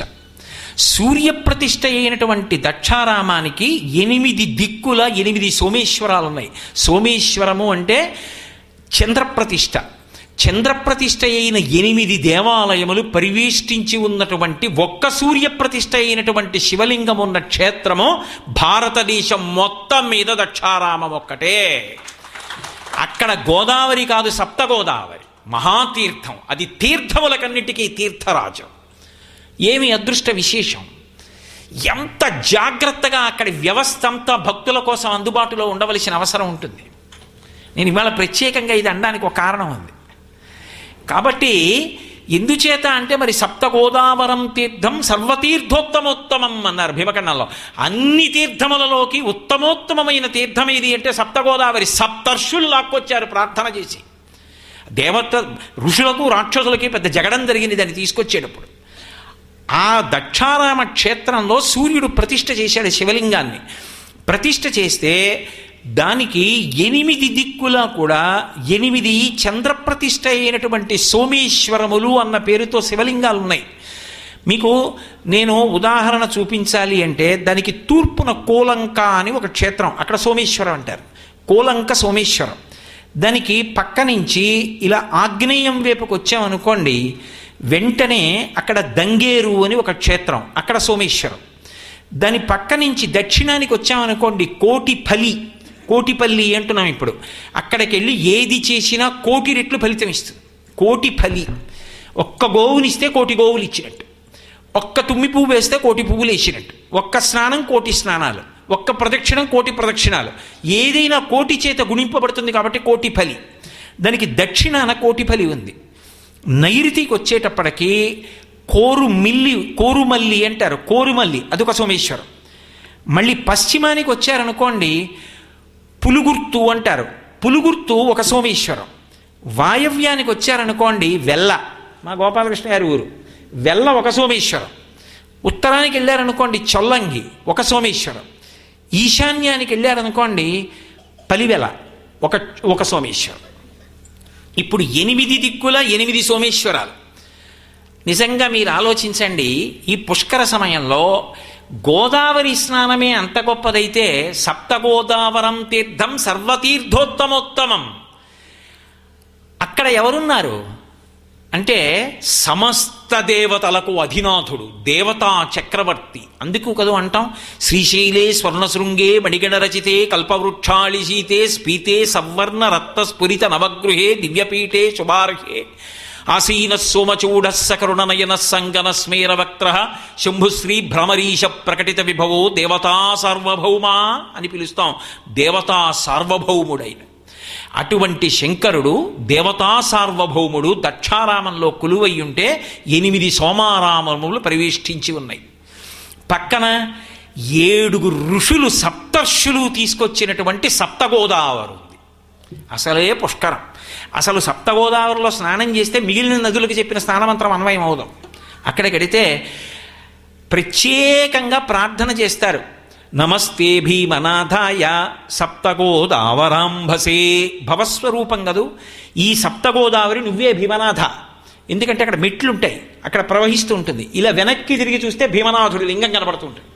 నమస్తే భీమనాథాయ సప్తగోదావరాంభసే పాపాం ధనగ్నయే తుభ్యం. ఏదో మజ్జనామి హరత్వయీ, నేను నీయందే మునుగుచున్నాను హరా అంటూ ఆ నీరు ఇంకొకటి కాదు, ఆ సప్తగోదావరి నువ్వే. పాపాం ధనగ్నయే తుభ్యం. ఇది పాపములు అనబడేటటువంటి ఇంధనమునకు అగ్ని. అక్కడ బోలెడంత పెట్రోల్ ఉందనుకోండి, అగ్గిపుల్లి లాగిస్తే భగ్గున మండిపోతుంది. పాపములకు ఇంధనము వంటిది, పాపమనబడేటటువంటి ఇంధనమునకు అగ్ని వంటిది సప్తగోదావరి. అటువంటి సప్తగోదావరిలో పుష్కరాల్లో స్నానం చేసి దక్షారామ క్షేత్రంలో ఒక్కసారి స్నానం చేసి దర్శనం చేసుకొని ఒక్కరోజు ప్రయాణంలో 8 సోమక్షేత్రాలని చూడొచ్చు. 8 దిక్కుల ఉన్నటువంటి క్షేత్రాలని చూసి వెళ్ళాడనుకోండి, అది పుష్కరం, సప్తగోదావరి. ఇన్ని చోట్ల కోటిపల్లి దగ్గర మళ్ళీ గోదావరి కనపడుతుంది. స్నానం చేసి 8 ప్రదక్షిణం చేశాడనుకోండి, అసలు భారతదేశంలో ఎక్కడా లేనటువంటి అద్భుతం ఒకటి గోదావరి పుష్కరాల్లో మనకు యోగ్యముగా ఉన్నది. కానీ తెలియాలా వద్దా?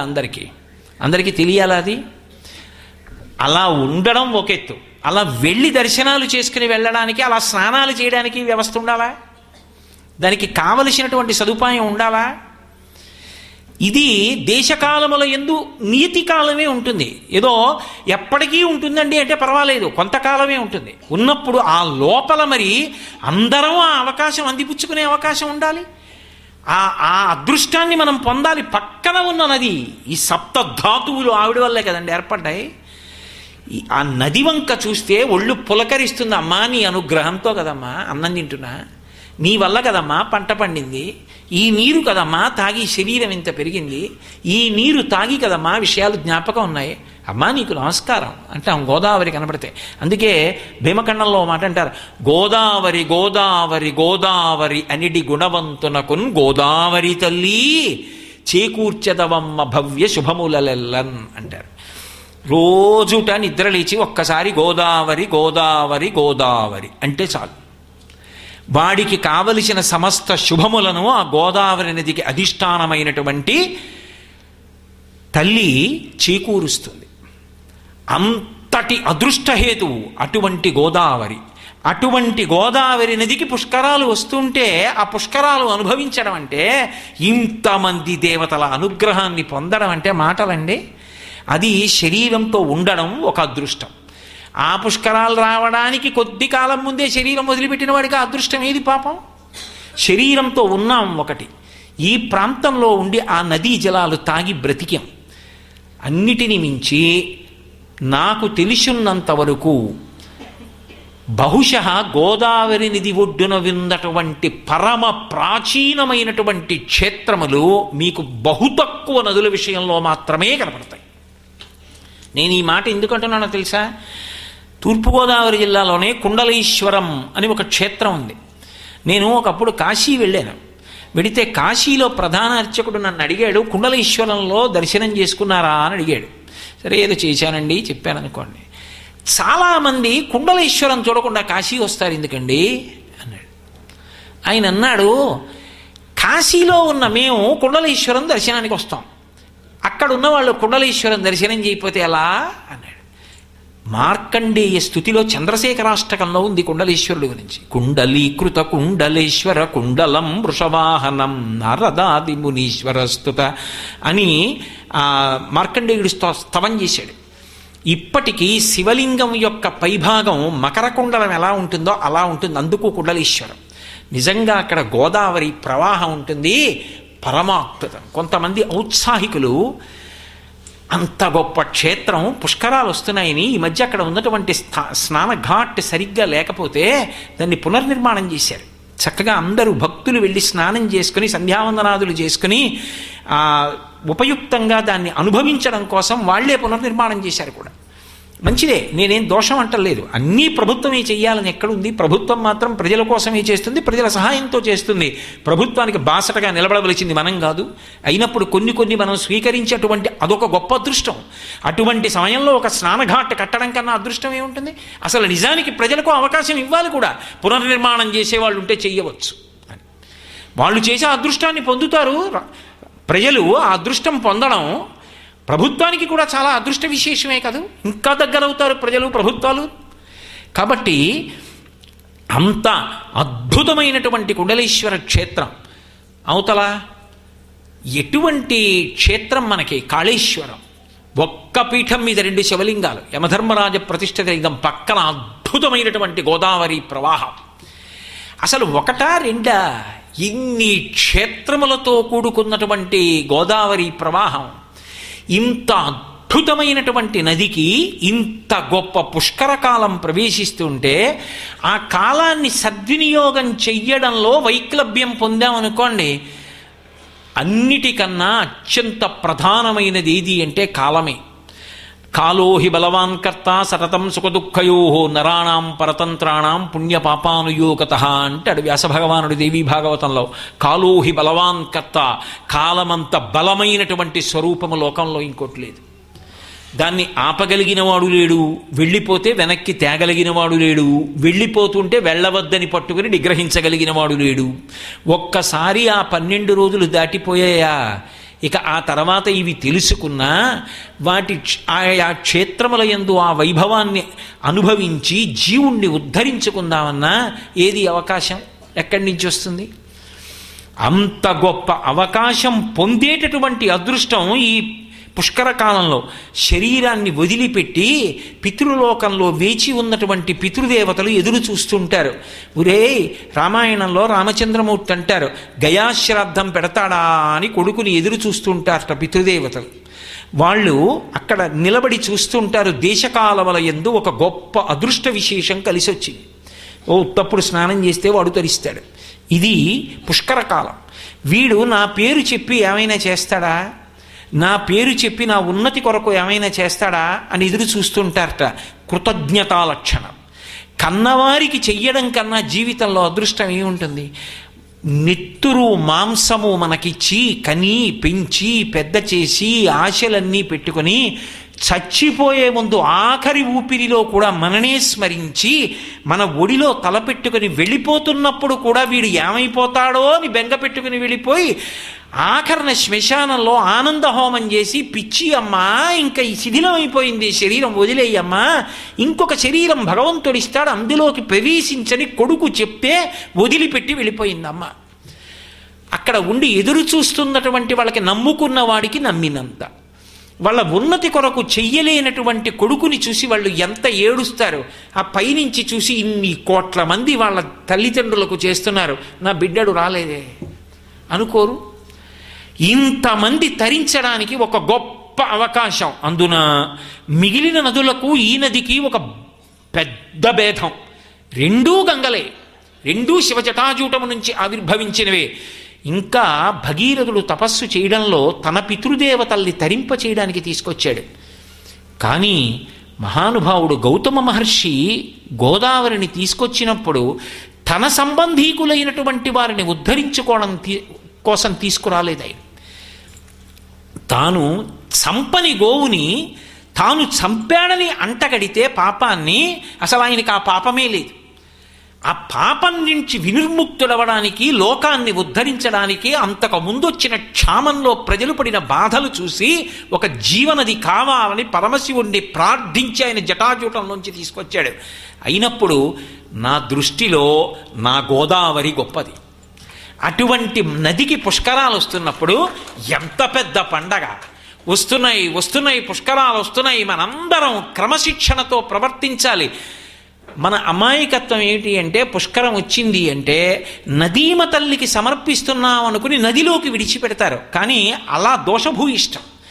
ఏదో ఓ చీర పట్టుకెళ్ళి నదిలో విడిచిపెట్టేశాను అనుకోండి, అది ఏమైపోతుందంటే నదీ పరివాహక ప్రాంతం అంతా కూడా జనం నిలబడి మడత విప్పి ఇన్ని లక్షల చీరలు విడిచిపెట్టారనుకోండి, అది నీటి ఎందుకు కరగదు.